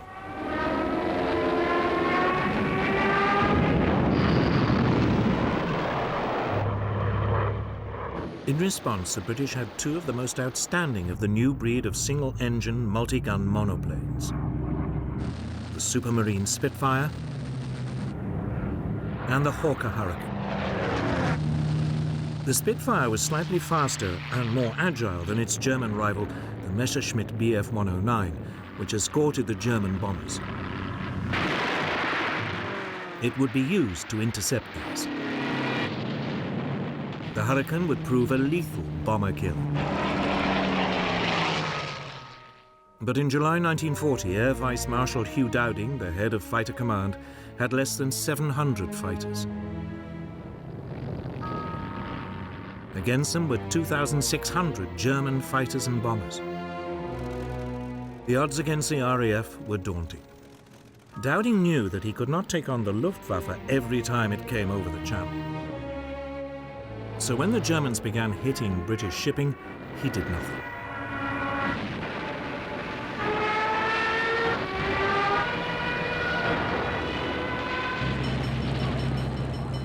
Instead, he would only use the RAF to stop the Luftwaffe from establishing the air supremacy needed for invasion. So he would only take on its big attacks.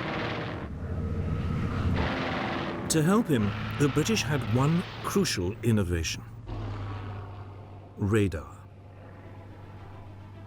By the 1930s, scientists in both Britain and Germany knew that objects well beyond human sight could be detected by bouncing radio pulses off them and measuring the time it took for the signals to return. In Britain, a team of scientists led by Robert Watson Watt began developing radar as a means of detecting approaching aircraft at long range. Their work was seized upon by Dowding. He made radar the core of the world's first integrated air defense system.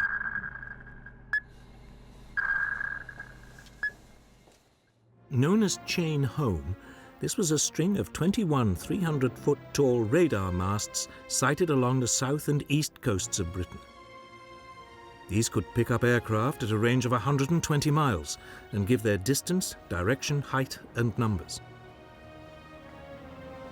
The information would be passed back to RAF Fighter Command's headquarters at Bentley Priory, just outside London.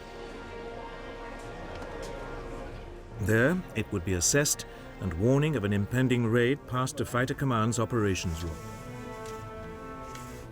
Moonshine 1-4, Sky Blue, take target 1, channel G George. Roger. Controllers would then alert the nearest RAF airfields and scramble the necessary number of fighters.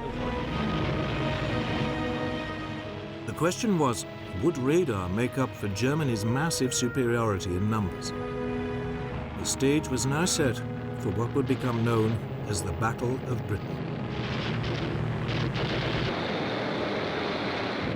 Since June the 10th, 1940, the German Luftwaffe had been battering British shipping in the English Channel.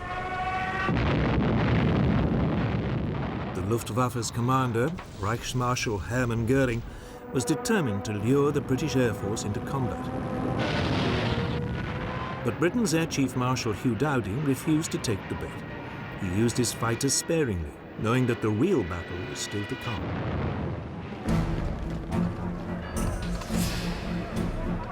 As this first phase of the Battle of Britain began, the Luftwaffe had a massive superiority in numbers.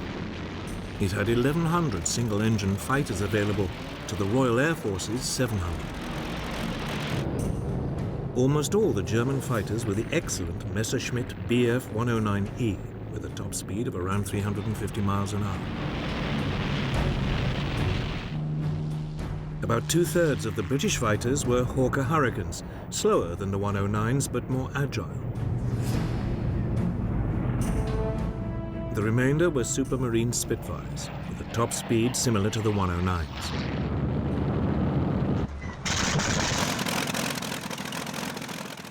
For their assault, the Germans had over 1,300 medium bombers, Dornier Do-17s, Heinkel HE-111s and Junkers Ju-88s, each carrying about 4,000 pounds of bombs.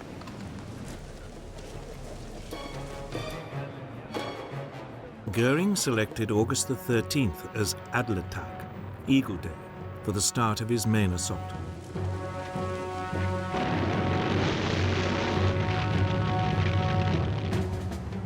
His aim was to destroy RAF fighters in the air and the RAF's airfields and Britain's aircraft factories.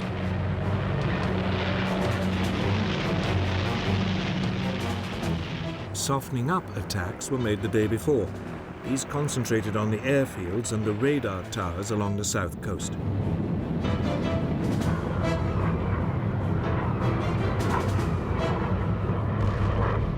One station on the Isle of Wight was put out of action, and several were damaged, but these were working again within hours. Göring did not believe that radar had a significant role to play in the battle, and so these attacks were not repeated. It was a big mistake. Adlertag dawned cloudy, so the main assault was postponed until the afternoon. When it came, radar gave ample warning. Starmouth calling.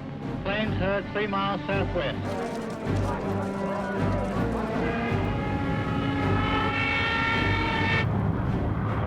Nonetheless, most of the RAF airfields in the south were hammered.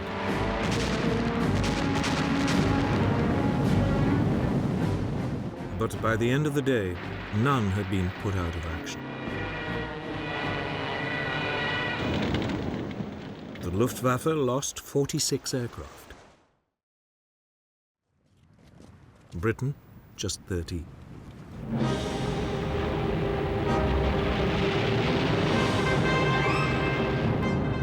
The Luftwaffe mounted its largest attack of the whole battle on August the 15th.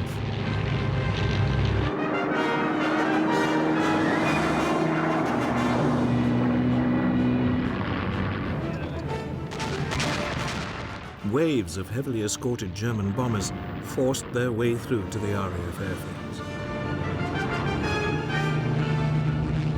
The RAF was so overstretched that that some pilots flew 7 sorties that day.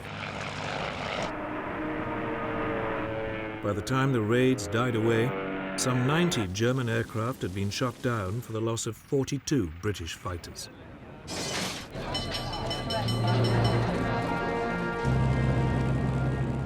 The battle continued with equal ferocity over the next few days. Both sides became increasingly exhausted. Dowding tried to rotate his pilots to rest them, but he simply did not have enough of them.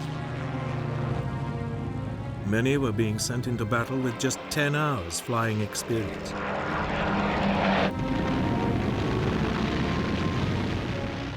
The Luftwaffe was suffering too. Its pilots were shocked and increasingly demoralized by the resilience of the British. The RAF fighters always seemed to be waiting for them.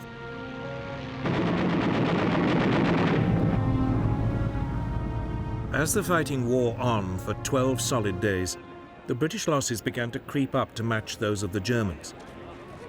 The Royal Air Force was close to breaking. To turn the screw, Goering began using his bombers to attack at night as well.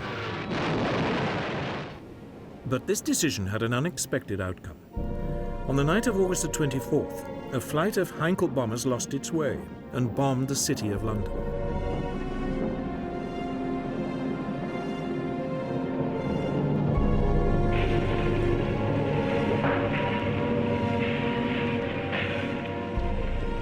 It was the first attack on a non-military target. The next night, 81 British bombers responded by raiding Berlin.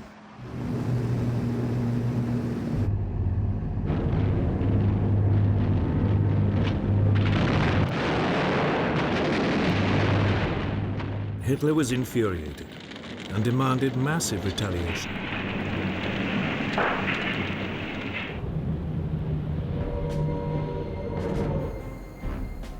This came on the evening of September the 7th. German bombers attacked the London docks and surrounding areas. More than 450 people died and thousands of homes were destroyed. But in fact, this was Goering's second crucial mistake. By switching from the RAF's airfields just at the moment when it seemed about to break, he gave it the respite it needed. Had Goering continued to attack the airfields, the RAF could not have continued to defend the skies. Instead, on September the 15th, British radars picked up another massive assault on London. The first wave of 100 bombers and 400 fighters was intercepted. Fighting raged all the way from the coast.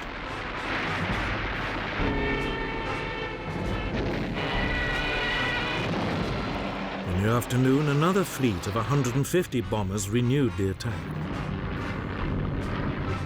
Winston Churchill was at Fighter Command headquarters that day. After he heard controllers calling in reinforcements from neighboring groups, he asked, "What other reserves have we got?" The reply was, "There are none."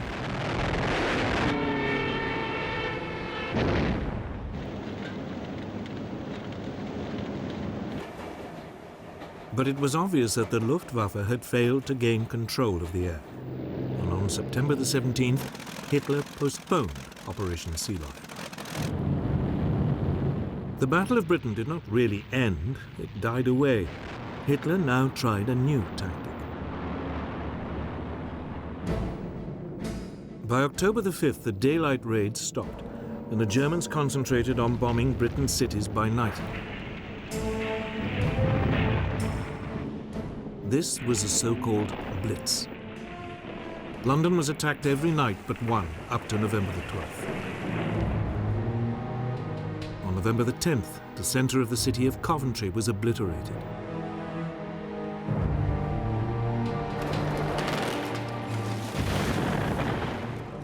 The Blitz continued into 1941, with the last major raid being made on London on the night of May the 10th. More than 50,000 civilians were killed in the Blitz. But there was never any question of Britain cracking.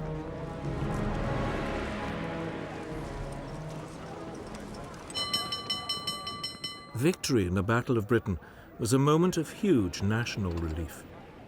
Pilots had come from all over the empire to join the RAF, and from countries occupied by the Nazis like Poland and Czechoslovakia. Churchill summed up the nation's gratitude. Never in the field of human conflict was so much owed by so many to so few. But for Hitler, this was no more than an irritating setback. Britain, he was convinced, could never be a serious threat. So he now turned to Eastern Europe. For Britain, there was now a chance to rebuild with a view one day to taking the fight to the enemy. But to do that, Churchill would need help.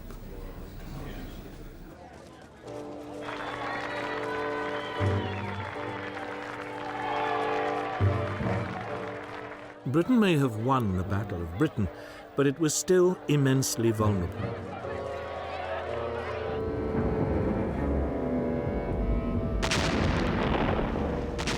Night after night, its cities were hammered by the Nazis' Blitz.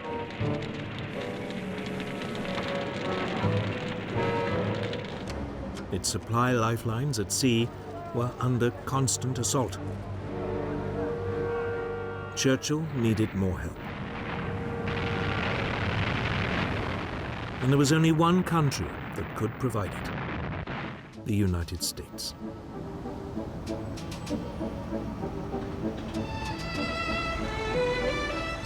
By 1940, the US had recovered from the Great Depression and the economy was booming again. It had immense reserves of manpower and unrivaled industrial strength. But the people of the United States were utterly opposed to becoming involved yet again in Europe's wars. In July 1940, a poll showed that only 8% of them were willing to enter the war. Undeterred, Churchill lobbied the US President, Franklin Delano Roosevelt. Roosevelt had long admired Churchill for his outspokenly anti-Nazi views, and the two men shared an interest in naval affairs. Roosevelt had been Undersecretary for the US Navy in 1917. After he became president, Roosevelt kept in touch with Churchill. The two began a correspondence, Churchill signing himself former naval person. For all his avuncular image, Roosevelt had no illusions that German aggression would one day suck America into the war. So he began the long job of preparing American public opinion. I am a pacifist, but I believe you and I will act together to protect and to defend our science, our culture, our American freedom, and our civilization. In July 1940, he got approval for a massive expansion of the US Navy, including the building of 6 large battleships and a new class of aircraft carriers. The following month, Congress agreed that the National Guard and other reserves should be called up for 1 year's active duty. And in September, the large expansion of the 150,000-strong US Army was agreed, with a limited number of conscripts being chosen by lottery. The first number drawn by the Secretary of War is serial number 158. That same month, Roosevelt announced a deal under which the US would supply Britain with 50 World War I destroyers in return for 99-year leases on bases in Newfoundland and the Caribbean. The British Navy, desperate for more escorts to fight the U-boats, began taking them over within days of the deal being signed. The clearest sign that Roosevelt was slowly winning the argument came in the November 1940 presidential election, when he convincingly defeated the isolationist Wendell Willkie with 27 million votes to 22 million.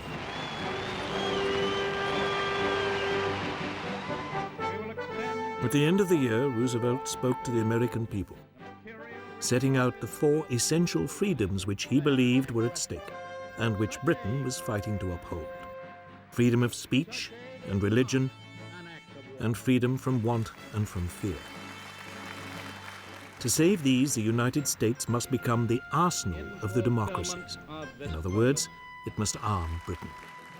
We shall send you in ever-increasing numbers ships, planes, tanks, guns. That is our purpose and our pledge. But some Americans remained implacably opposed to helping Britain. One of the most outspoken was the American ambassador in London, Joseph Kennedy, father of the future president, John F. Kennedy. A Boston Irish businessman who had made his fortune booze smuggling during Prohibition, Kennedy hated the British and seized every opportunity to claim that they would shortly be forced to surrender.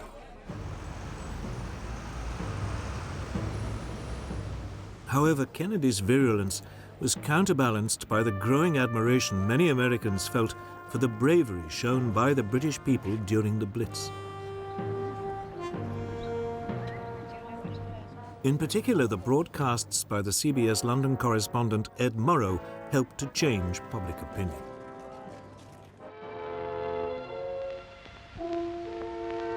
This is London. I remember the evening of Sunday, December 29th. It was just like any other winter evening. The first bombers were over London at about 6:30.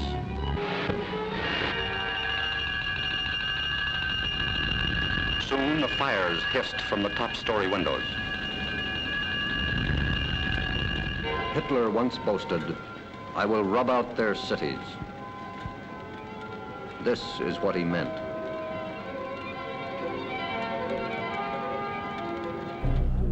Encouraged by his electoral success, in January 1941, Roosevelt introduced his so-called Lend-Lease Bill.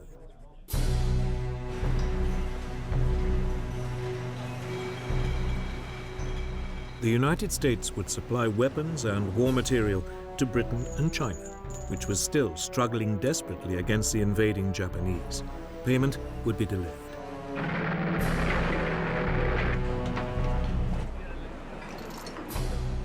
Roosevelt likened Lend-Lease to lending a neighbor a hose to put out a fire. He would worry about the payback later. Roosevelt was also being canny.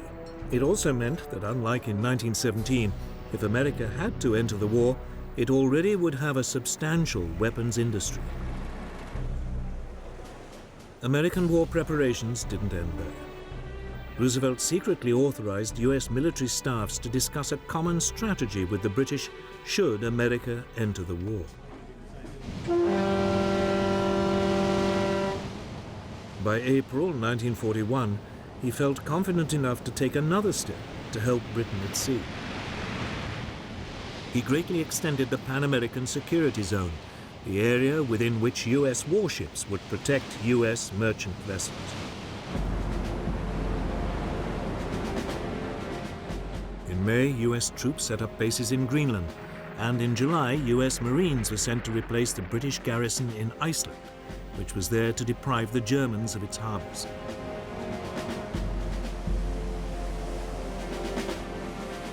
The U.S. Navy also began providing limited convoy escorts, particularly for U.S. ships carrying Lend-Lease materials.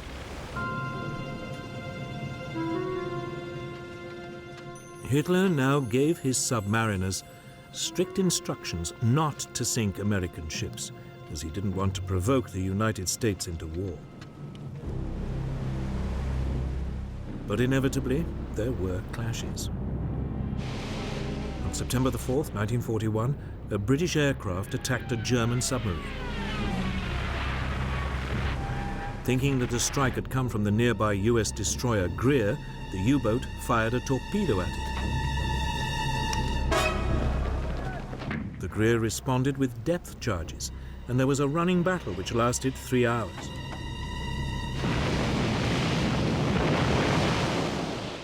Neither vessel was sunk, but the tension was mounting. On November the 17th, the destroyer USS Kearney was hit by a torpedo while on convoy duty off Iceland. The U-boat commander claimed it was an accident. He'd been firing at a British ship and Kearney had got in the way. But 11 US sailors were dead, and the destroyer only just made it back to port in Reykjavik. Roosevelt protested, and the US press was outraged. However, the American public remained resolutely opposed to going to war. Within weeks, at the end of 1941, the situation was reversed in a single day.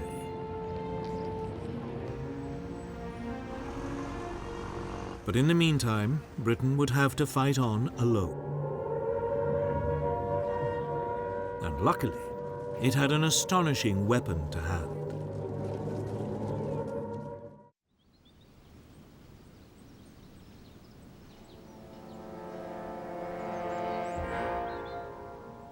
It looks like just another mansion in the English countryside, a bit run down.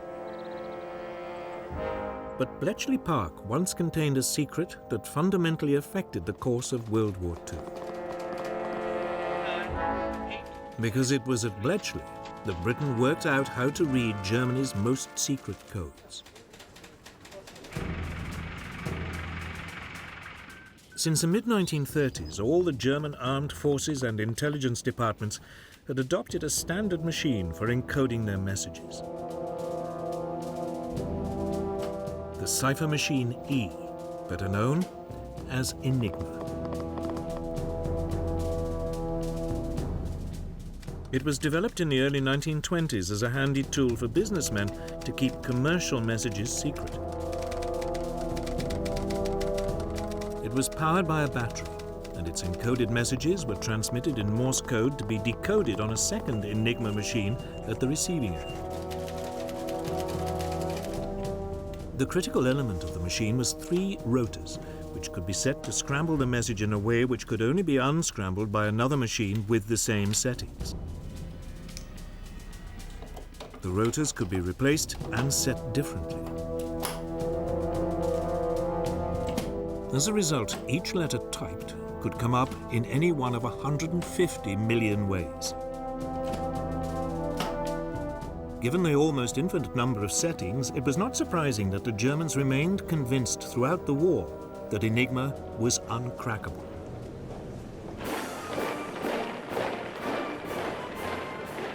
It was the Poles who took the first steps in solving this baffling puzzle.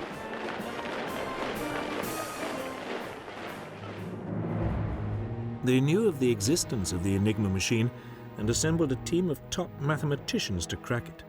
Marian Rejewski, Jerzy Różycki, and Henry Zygalski. But the team could not decipher messages without knowing the internal wiring of the rotors. The solution was supplied by French intelligence, which sent its Polish allies material gathered by a spy in the German army's cipher department. Amongst this was an Enigma manual.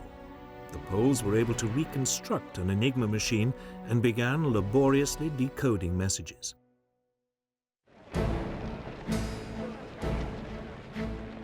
By July 1939, Hitler was sounding increasingly threatening towards Poland.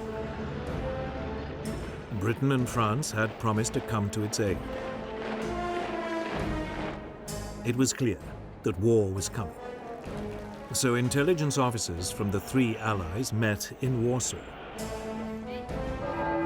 There, the British and French were astonished at how much the Poles had done in decoding Enigma, and the Poles agreed to send 2 of their reconstructed machines to London. Just 2 weeks after they were handed over, Poland was invaded.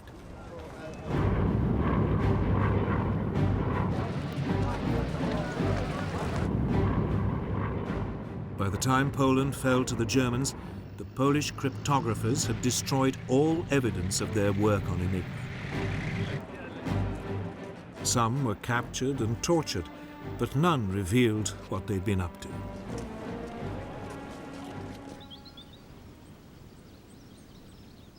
The task was now taken up by the British at their government code and cipher school at Bletchley Park, near London.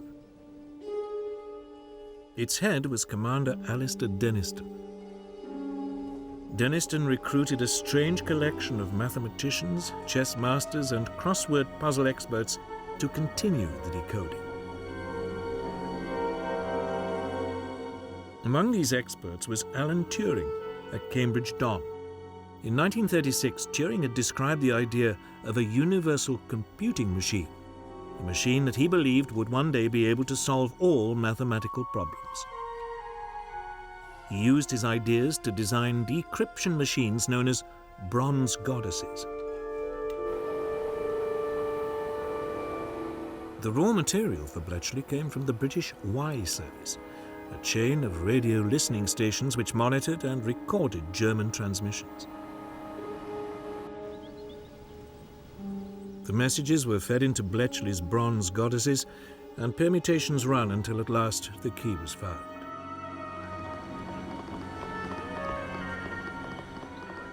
Once a message had been decrypted, it was translated, analyzed, and passed on to the appropriate authority. From the moment he became Prime Minister and learned of Bletchley's work, Winston Churchill understood its extraordinary importance.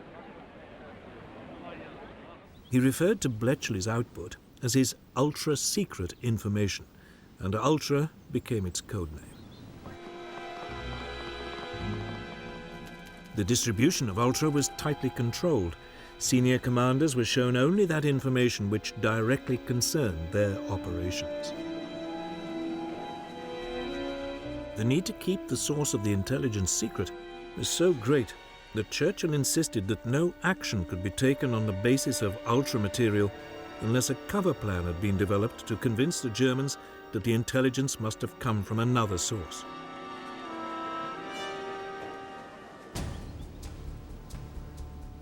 The third critical element of the Bletchley operation, after decoding and assessing the material, was keeping control of it.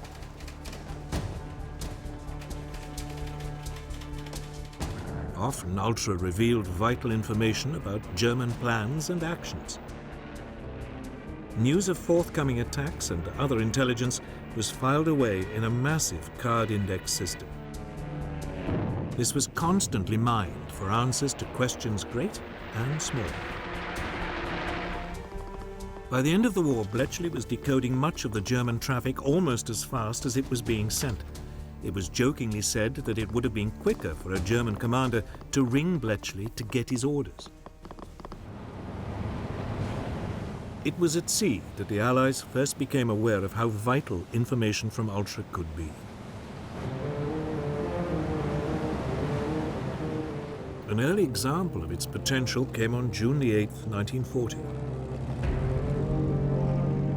The British aircraft carrier Glorious was covering the convoys withdrawing Allied troops from Norway when Bletchley decoded signals showing the German battlecruisers Scharnhorst and Gneisenau were approaching its position. A warning was passed to Royal Navy headquarters, but unaware of how accurate the information was likely to be, this chose not to pass it on.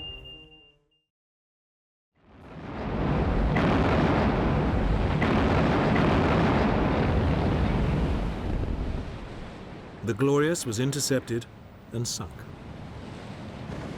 The British Navy had learned the hard way just how important the new source of intelligence could be. It was not a mistake it would make again.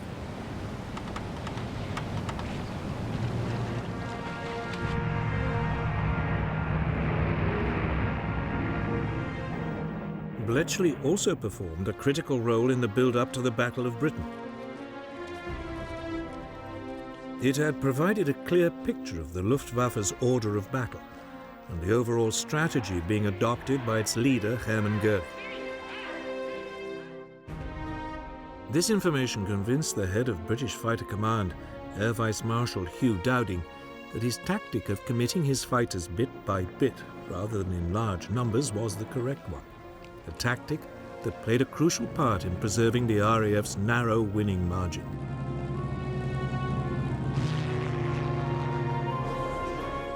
As Britain continued its lonely fight into 1941, it had at last found a way of fighting back. Bletchley Park was ready for action. The major breakthroughs had been made, the systems for exploiting them put in place and well tested. In the coming years, Ultra and the work of Bletchley Park would prove vital to the Allied successes. But as the Battle of Britain and the Blitz ground on, these were still a long way off. Churchill still needed more immediate results. And by early 1941, he thought that he had at last found a way to get them.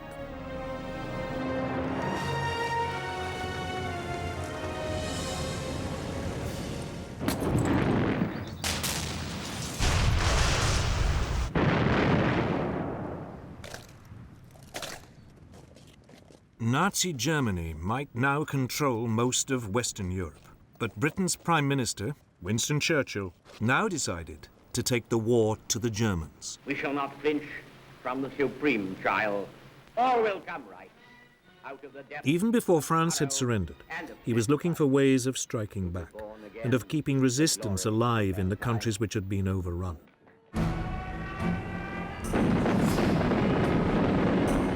Just as the last troops were being taken off the beaches of Dunkirk, Churchill was already planning ahead. He wrote to his chiefs of staff demanding the formation of raiding forces which could attack the coasts of occupied Europe. Within a few days, a call for volunteers had been circulated to create a force of 5,000 men. They were to be called commandos, after the highly mobile Boer units which had fought the British for 3 years in South Africa at the turn of the century. 10 commando units, each of 500 men, were set up. They began practicing attacks from the sea.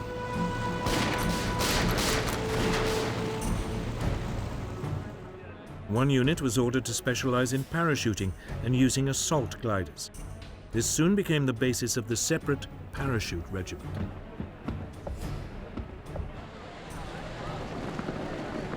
Admiral Sir Roger Keyes was appointed Director of Combined Operations. Churchill instructed him to prepare to mount 3 major raids as soon as the threat of an invasion of Britain had passed.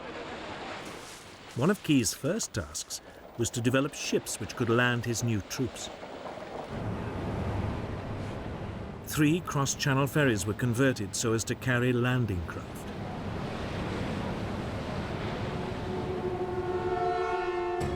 On March the 4th, 1941, 2 commando units and a demolition squad were landed on the Lofoten Islands off northern Norway. Their main objective was to destroy factories which converted fish oil into glycerine for explosives.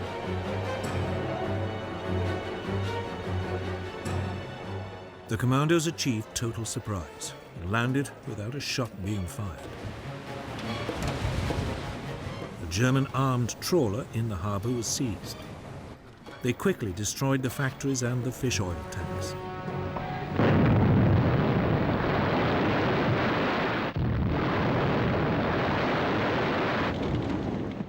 One officer could not resist using the local post office to send a telegram to A. Hitler, Berlin. It read, "Reference your last speech. I thought you said that wherever British troops land on the continent of Europe, German soldiers will face them. Well, where are they?" The commandos then rounded up 60 Norwegian collaborators and 225 German prisoners before returning without any losses. With them, they also took 115 Norwegian volunteers. These would then join the Free Norwegian Forces in Britain.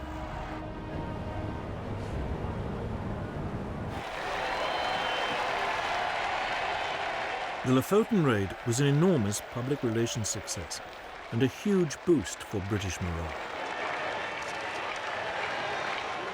But its most important result was one which could not be publicized. the capture of a set of rotors for an Enigma machine. Although the machine had been thrown overboard from the armed trawler, its crew forgot the spares. They were to give invaluable help to the cryptographers of Bletchley Park in breaking the German naval codes.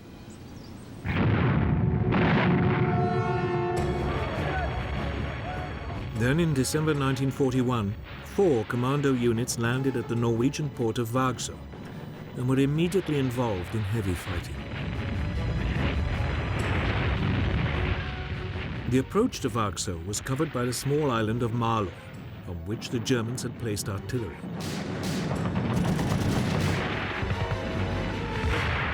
This was quickly overrun, but across the water in Vagsø, the fighting was intense.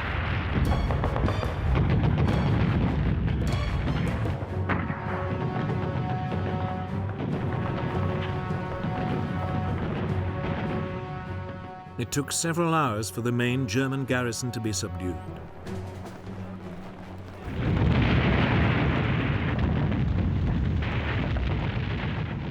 The commandos then blew up several factories and sank 8 ships before withdrawing. These raids convinced Hitler that sooner or later the British would attempt to retake Norway. So for the remaining 4 years of the war, he kept some 250,000 troops there. Troops which might have proved vital on other fronts. But effective as they were, commando raids were not enough to stop the Nazis. Churchill needed other ways to hurt them, so he focused on the resistance movements in the occupied countries.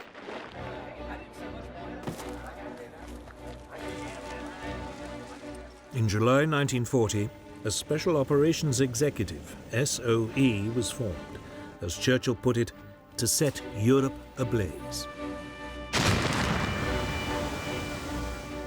Its objectives were to encourage sabotage of the enemy war effort, gather intelligence and prepare clandestine forces to disrupt German defenses.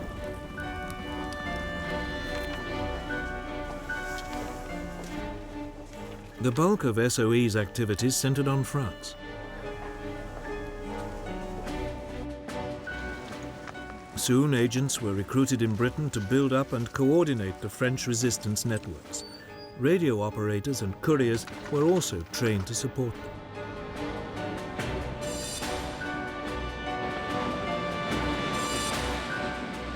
One problem was how to get these teams into the country. Submarines, high-speed launches and fishing vessels were all tried out, but the German coastal defenses proved difficult to penetrate.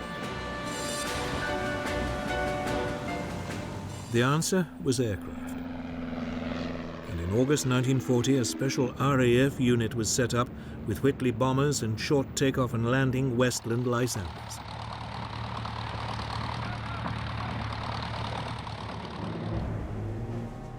Agents and equipment were either parachuted in from the bombers or flown in and brought out by the Lysanders.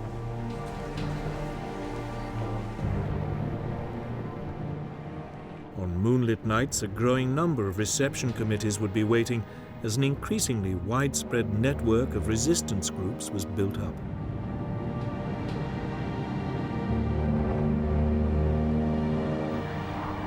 But all the while, they were hunted by an increasingly sophisticated German counter-espionage system. This used direction-finding equipment to locate hidden radios and double agents to infiltrate networks. The work of SOE agents was desperately perilous, and their life expectancy short. The slightest lapse in concentration might betray them to the Gestapo. Many suffered torture and death. But Churchill was sure it was worth it.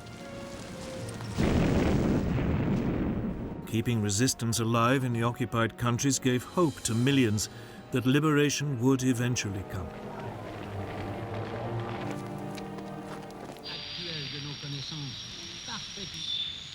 The British Broadcasting Corporation, the BBC, was also enlisted to raise the hopes of those living under German rule.